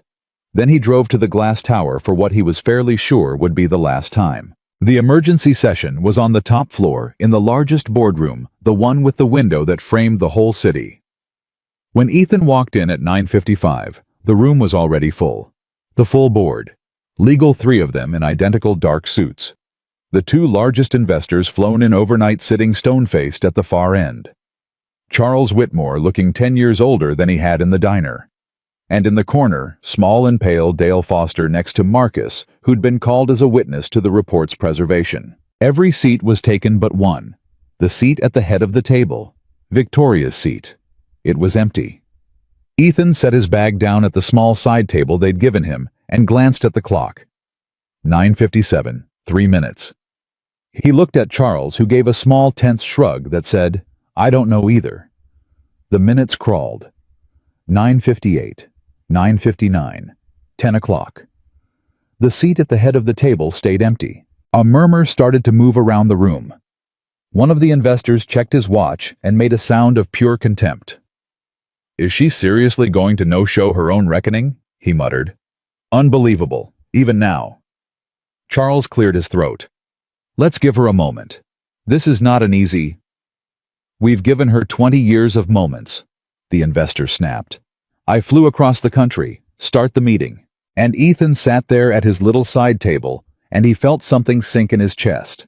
Something he was surprised to find felt like disappointment. Because he'd told her which version of herself could walk into that room with dignity. And it looked now at 10 o'clock on Thursday morning like she'd chosen the other one. The one who ran. The one who'd make them drag it all out of an empty chair. "I already know which one I'm hoping for," he'd told her. Don't ask me why. He'd hoped for the wrong one. Again. Charles stood heavily and opened a folder. "All right. In the interest of time, we'll begin. Mr. Carter, if you'd—" The door opened. Every head in the room turned. Victoria Ashford walked in. She was not the Victoria they knew. The armor was gone. She wore a plain dark suit with no jewelry, and she carried no assistant, no communications director, no lawyer. She carried a single folder and her own face, which was pale and steady and stripped of every performance she'd ever given. She walked to the head of the table, but she did not sit. "I'm sorry I'm late," she said quietly. Her voice carried in the silent room. "I sat in the parking garage for 20 minutes. I want to be honest about that, because I think it's the last time in my life I'm going to get to choose honesty freely before it stops being a choice and becomes a consequence." She set her folder on the table. "I sat down there, and I wrote a version of this where I fight, where I blame the market, where I blame Meridian's sellers for deceiving us, where I point at everyone in this room who approved the deal and say we all decided together." She looked up. "It was a very good speech. I'm very good at those speeches. It's how I built this company." She slid the folder into the center of the table where everyone could see it. "I threw it away," Victoria said, "because a man told me 3 days ago that there are 2 versions of me that could walk into this room, and only one of them gets to keep her dignity. And I have lost so many things in the last 3 weeks that I find I'm not willing to lose that one too." Ethan sat very still. "So here is the truth," Victoria said, and her voice did not waver. 8 months ago, a senior financial strategist named Ethan Carter prepared a report warning that the Meridian acquisition was a disaster. He was right. Every number in that report was right. I read it. Twice. In this building at 2 in the morning alone. And I understood completely that he had found something I had missed. She took a breath. And I buried it. Not because I doubted it. Because I couldn't stand to be seen doubting myself. I convened a meeting that I presented as a board review, and I stacked it with people loyal to me so that I could later claim this board had signed off. It did not. This board was deceived. By me. Deliberately. I want that on the record in my own words before Mr. Carter has to say it for me. The room had gone so silent, Ethan could hear the building's ventilation. I proceeded with a $350 million acquisition over a documented accurate warning, Victoria continued, because my pride was worth more to me in that moment than this company's money or these employees' futures. 1,200 people work here. I gambled their security to protect my image. That is the truth. I'm not going to soften it. I've spent 20 years being the person who never flinched, and it turns out the thing I couldn't flinch from was my own reflection. She looked around the table at the board, at the investors, at Dale, at Marcus, and finally at Ethan. I destroyed the career of the one honest man in this building because he was right, and I couldn't bear it. And then he stood in my office 3 nights ago and told me how to save what was left of myself and asked for nothing in return. Not his job back, not an apology in front of you, not revenge, nothing. Her voice finally cracked just slightly. I have spent my whole life around powerful people, and I have never in my life met anyone as free as that man. And I understand now that it's because he never sold the only thing that actually matters. And I sold it so long ago, I forgot I ever had it. She sat down finally in the chair at the head of the table. "I'll answer any question you have," Victoria said. "Honestly, completely, whatever the consequences. I'm done managing consequences. Ask me anything." For a long moment, no one in the room said a word. And Ethan Carter sat at his little side table and looked at the woman who'd told him to quit if he dared, and felt something he had absolutely not expected to feel on this of all days. He felt something like respect, because he knew better than anyone alive exactly how much that confession had cost her. He knew the weight of choosing the hard, true thing over the easy, safe one. He'd built his whole second life on that single choice made over and over every day. And he'd just watched a woman who'd spent 20 years choosing the other way, choose his way once when it counted, when it could only hurt her. It didn't undo what she'd done. Nothing would. But it was not nothing. The questioning went on for 3 hours. It was brutal. The investors were merciless, and Victoria answered every question without deflecting a single one. And Ethan watched a woman dismantle her own legend board by board, with her own two hands, and never once reach for the lie that would have made it easier. When they got to Charles, Ethan tensed. This was the part he'd been dreading. But Charles Whitmore stood before the board could turn to him, and he said, "Before we go further, there's something the board needs to know about my own conduct." And he told them about the email, the one he'd skimmed while traveling, the flag he'd missed, the approval he'd given without reading. He didn't excuse it. He laid it down bare exactly the way Ethan had told him the truth had to be laid down. In the light. And Ethan understood watching it that something had spread through this room like a contagion, and for once it was a good one. Victoria had walked in and told the truth, and it had made it possible for Charles to tell his and Dale to tell his, and one by one, the people who'd spent months hiding began in that room to stop. That was the thing about the truth. Ethan had always known and could never make anyone believe until they saw it. It was contagious. It just needed one person brave enough or cornered enough to go first. When it was finally Ethan's turn to present his findings, he stood and he opened his folder and he looked around the room. And then he closed it again. "You don't need this," he said quietly. "Everything in this report you've just heard from the people who lived it. Victoria told you what she did. Charles told you what he missed. Dale's going to tell you what he carried and what he kept. My 41 pages just prove what these people already had the courage to say out loud." He set the folder on the table unopened. "I came here to hand you the truth.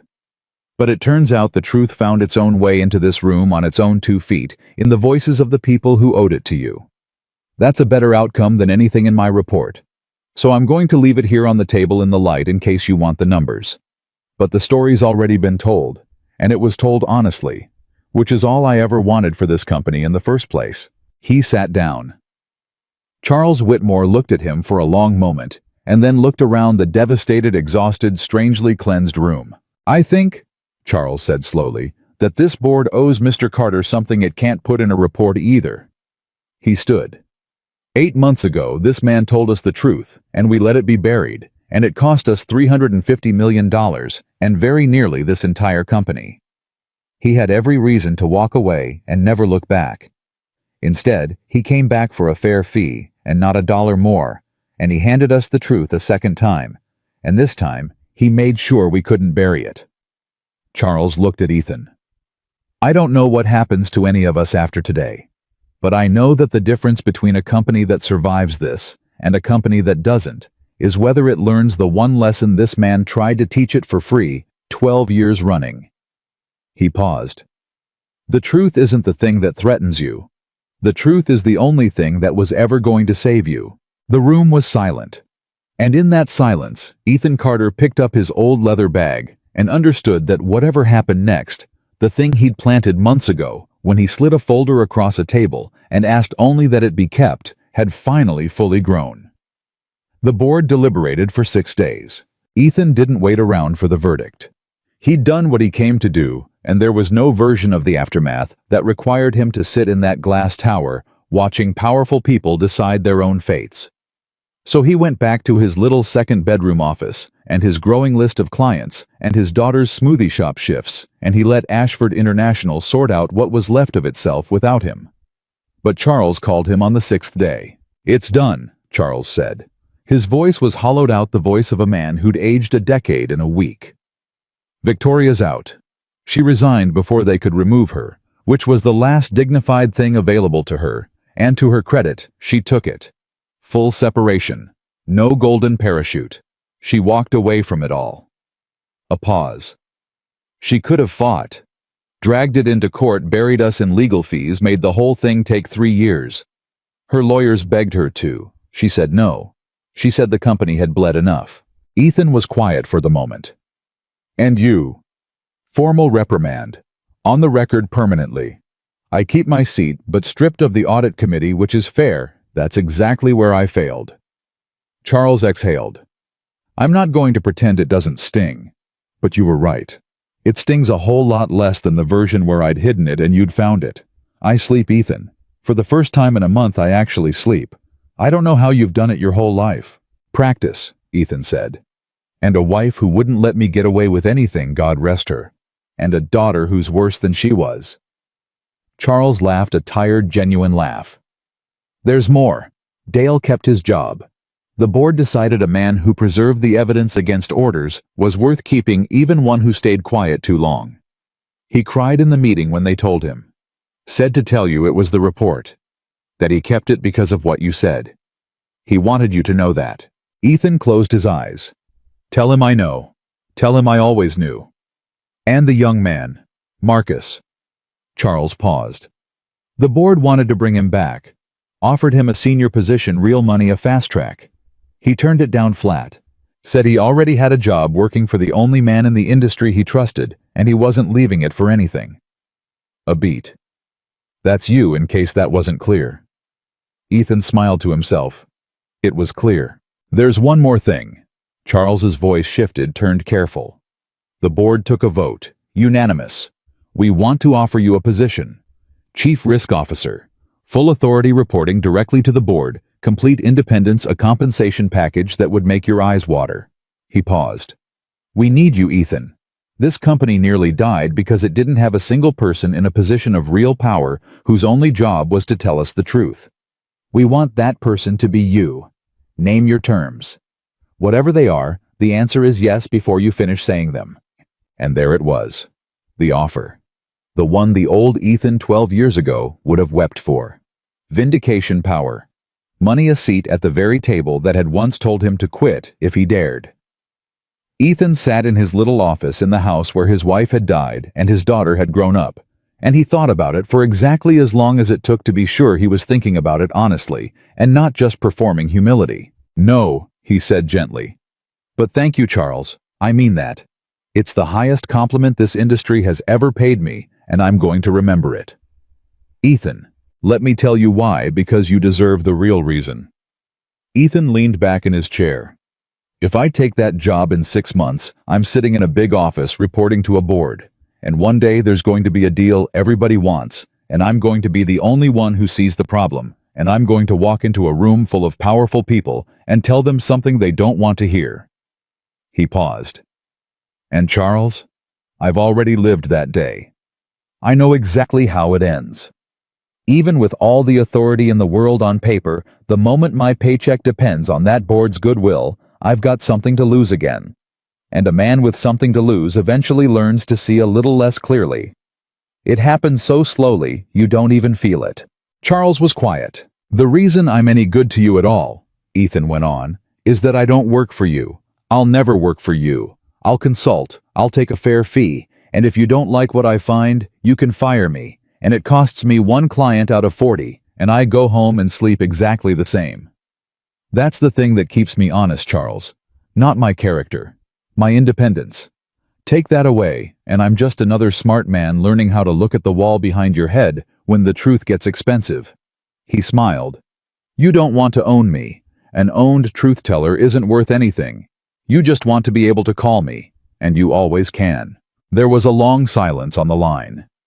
Sarah really did marry the only honest man in the building, Charles said finally. She married a stubborn one, Ethan said. The honesty was mostly self-defense. It's a lot less work than keeping track of lies. They hung up. And Ethan Carter sat in his office for a moment in the quiet and let himself feel just once the full weight of what had just happened. The company that told him to quit if he dared had just offered him a throne, and he'd turned it down without a flicker of regret because he'd finally built something no throne could compete with. He'd built a life he didn't have to lie to keep. Carter's strategic solutions grew. Not explosively, not into a giant, but steadily, the way honest things grow root by root, client by client, each one bringing 2 more. Within a year, Ethan had hired 3 people beyond Marcus, all of them chosen the same way he'd chosen Marcus for the thing that couldn't be taught. The small, stubborn refusal to look away. He turned the second bedroom back into what it had been before and moved the firm into a modest office downtown. Nothing fancy, no glass tower, just a place with good light and honest people. Lily quit the smoothie shop. Ethan tried to give her the money back, the 20s she'd earned in those hard early months, and she refused it exactly the way he'd known she would. "That's not how it works, Dad," she said. "You don't pay back a team. That's not a loan. That was just us." She'd started college by then, business of all things, which had surprised him until it hadn't.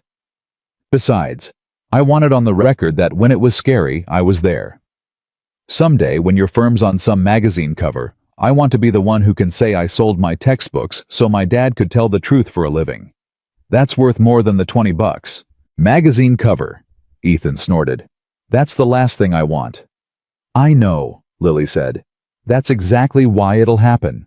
It always happens to the people who don't chase it. Mom told me that." Ethan looked at his daughter, 19 now, and marveled the way he did more and more at how much of Sarah had survived in her. The wisdom, the refusal to let him get away with false modesty, the way she wielded her mother's memory like a gentle weapon whenever he needed correcting. "Your mother," he said, "had an unfair advantage. She was right about everything." "Runs in the family," Lily said, and kissed him on the cheek and went to study. About 18 months after the emergency session, Ethan got a letter. Not an email. A letter, handwritten on plain paper, no company letterhead. He knew the handwriting before he read the name at the bottom, though he'd never seen it before, because there was only one person it could possibly be from. Victoria Ashford. He almost didn't open it. He sat with it on his kitchen table for an hour, the way he'd once sat with a legal pad the first night after he quit. Then he opened it. She'd left the industry entirely, the letter said. She hadn't taken another executive position. She'd been offered plenty, of course, even after everything, because the world has a short memory for the powerful and a shorter one for their sins. She'd turned them all down. She was teaching now, she wrote, at a business school, a single course to first-year students who still thought success was a straight line, and confidence was the same thing as being right. "I teach them one case study," she wrote. "I don't use the real names, but it's ours. The deal that failed because everyone was too impressed with the leader to question her. I make them argue both sides.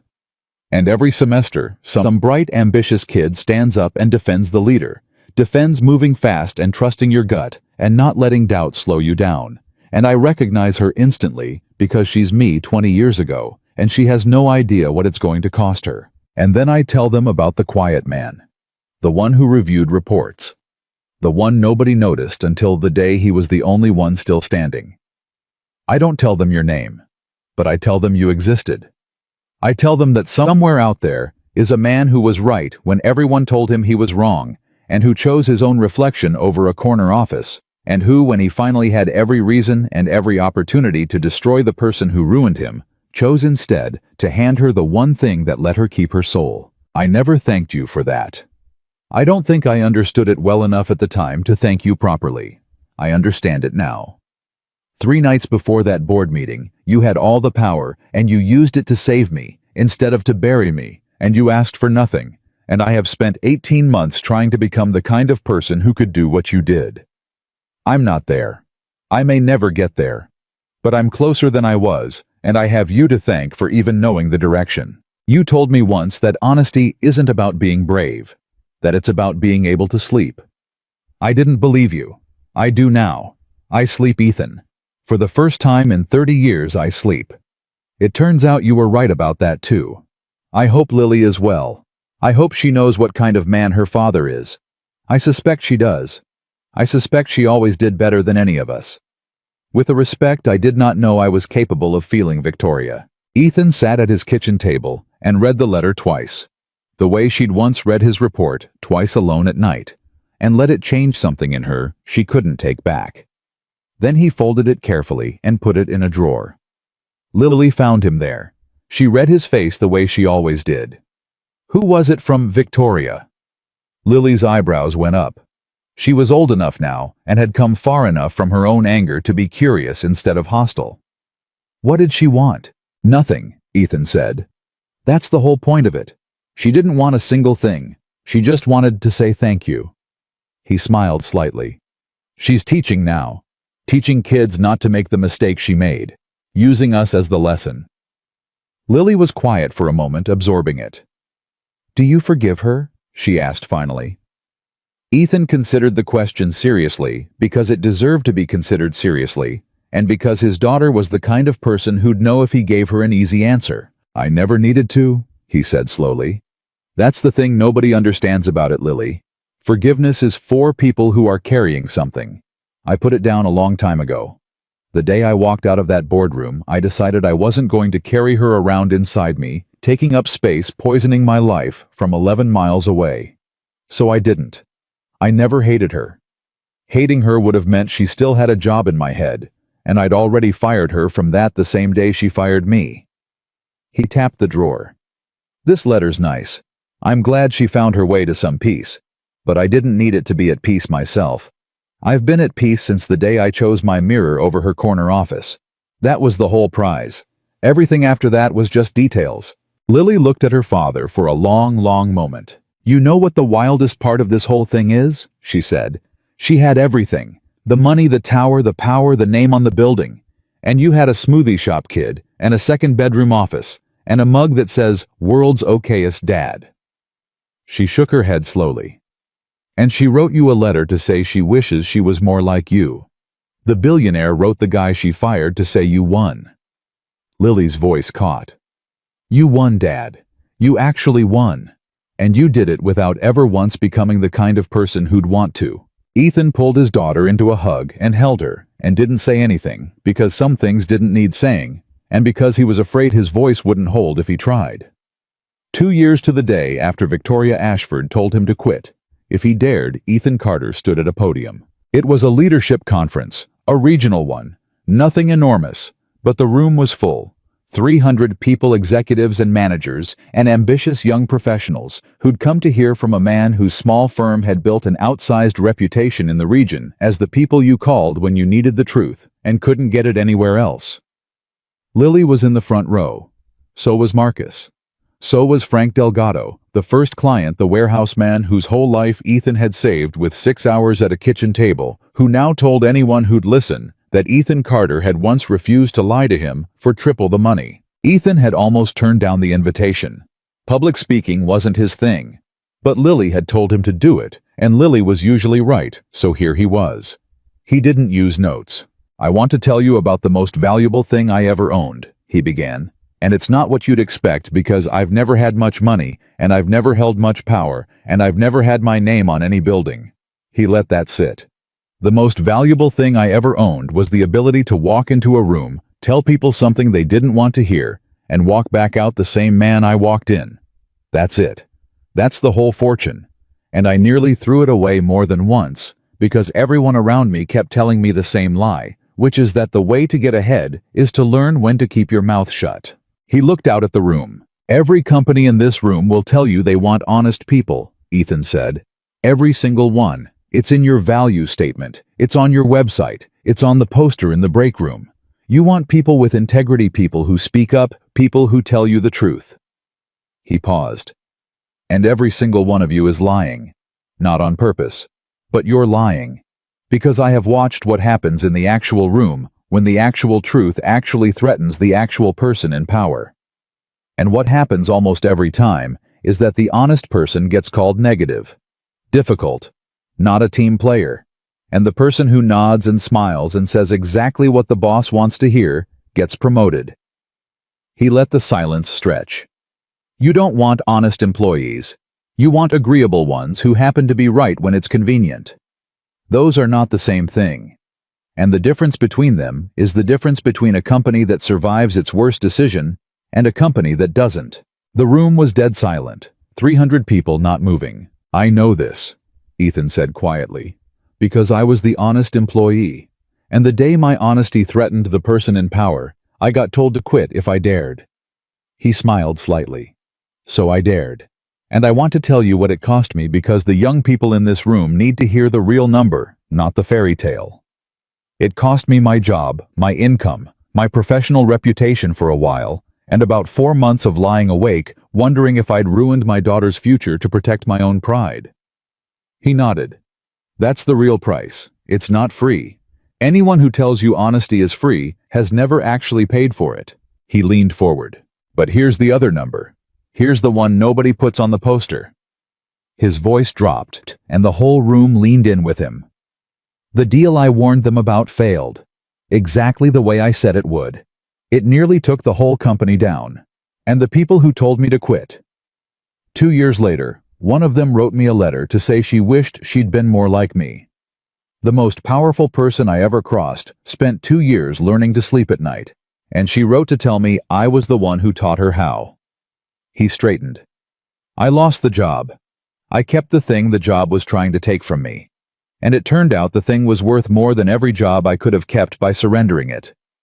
That's not a fairy tale. That's just arithmetic.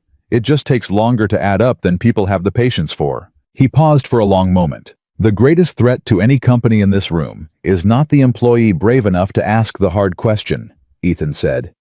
You've been trained your whole careers to believe it is. It isn't.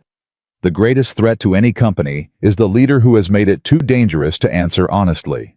The person who asks the question is trying to save you. The person who's made the room afraid to answer is the one driving you off the cliff in the dark. Learn to tell those two apart. Your whole future depends on it. And most of you right now have them exactly backwards. Hy gathered himself for the ending. I've got a daughter in the front row, Ethan said, and his voice softened, and Lily sat up straighter. When all of this happened, she was 17, and she sold her textbooks and took shifts at a smoothie shop so her old man could afford to keep telling the truth for a living. And people ask me all the time, weren't you afraid walking out on all that power with a kid at home and no plan? And the answer is yes. I was terrified. But I was more afraid of something else. I was more afraid of the day my daughter would look at me and see a man who'd learned to look away. Who'd traded the only thing worth having for a corner office and a comfortable lie. He looked at Lily. So I made her a different memory instead. And that memory turned out to be the only inheritance I ever needed to leave her. Because she's going to be in that room someday. The one where the truth gets expensive. And when she is, she's going to remember exactly what her father did. And she's going to know she has a choice. The room was silent. They told me they could replace me by the next morning, Ethan Carter said. And they were right. They replaced my job by the next morning. They just never replaced the one thing I actually did. Because you can always hire 100 people who'll tell you you're right. What you cannot replace, not by tomorrow morning, not ever, is the one person willing to tell you the truth at the exact moment you least want to hear it, with nothing to gain by saying it. That person is the most valuable thing a company will ever have. And the tragedy is almost every company only figures that out on the day they've already driven the last one out the door. He stepped back from the podium. Be that person, he said, and never let anyone convince you it's the weakness. It's the whole strength. It's the only strength that was ever going to matter. The applause started slow, and then it didn't stop, and Ethan Carter stood there and let it wash over him without needing it. The way a man stands in the rain when he's already home and dry, and in the front row, his daughter was on her feet with tears running down her face, and Marcus beside her, and Frank Delgado. And it occurred to Ethan standing there that Victoria Ashford had built an empire and lost it, and he had built a life and kept it, and only one of them had ever really owned the thing they built. She'd said she could replace him by the morning. She'd been wrong about that, the same way she'd been wrong about the deal for the same reason, and she'd spent 2 years learning it, and she'd needed a letter to say it, and he'd known it all along without ever needing to be told, because the man a billionaire tried to throw away had turned out to be the one thing her $350 million could never buy. The one thing no amount of power could replace, and the one thing that in the end was worth more than the entire empire built to prove it didn't matter. The truth doesn't work for anyone. And neither ever again would Ethan Carter.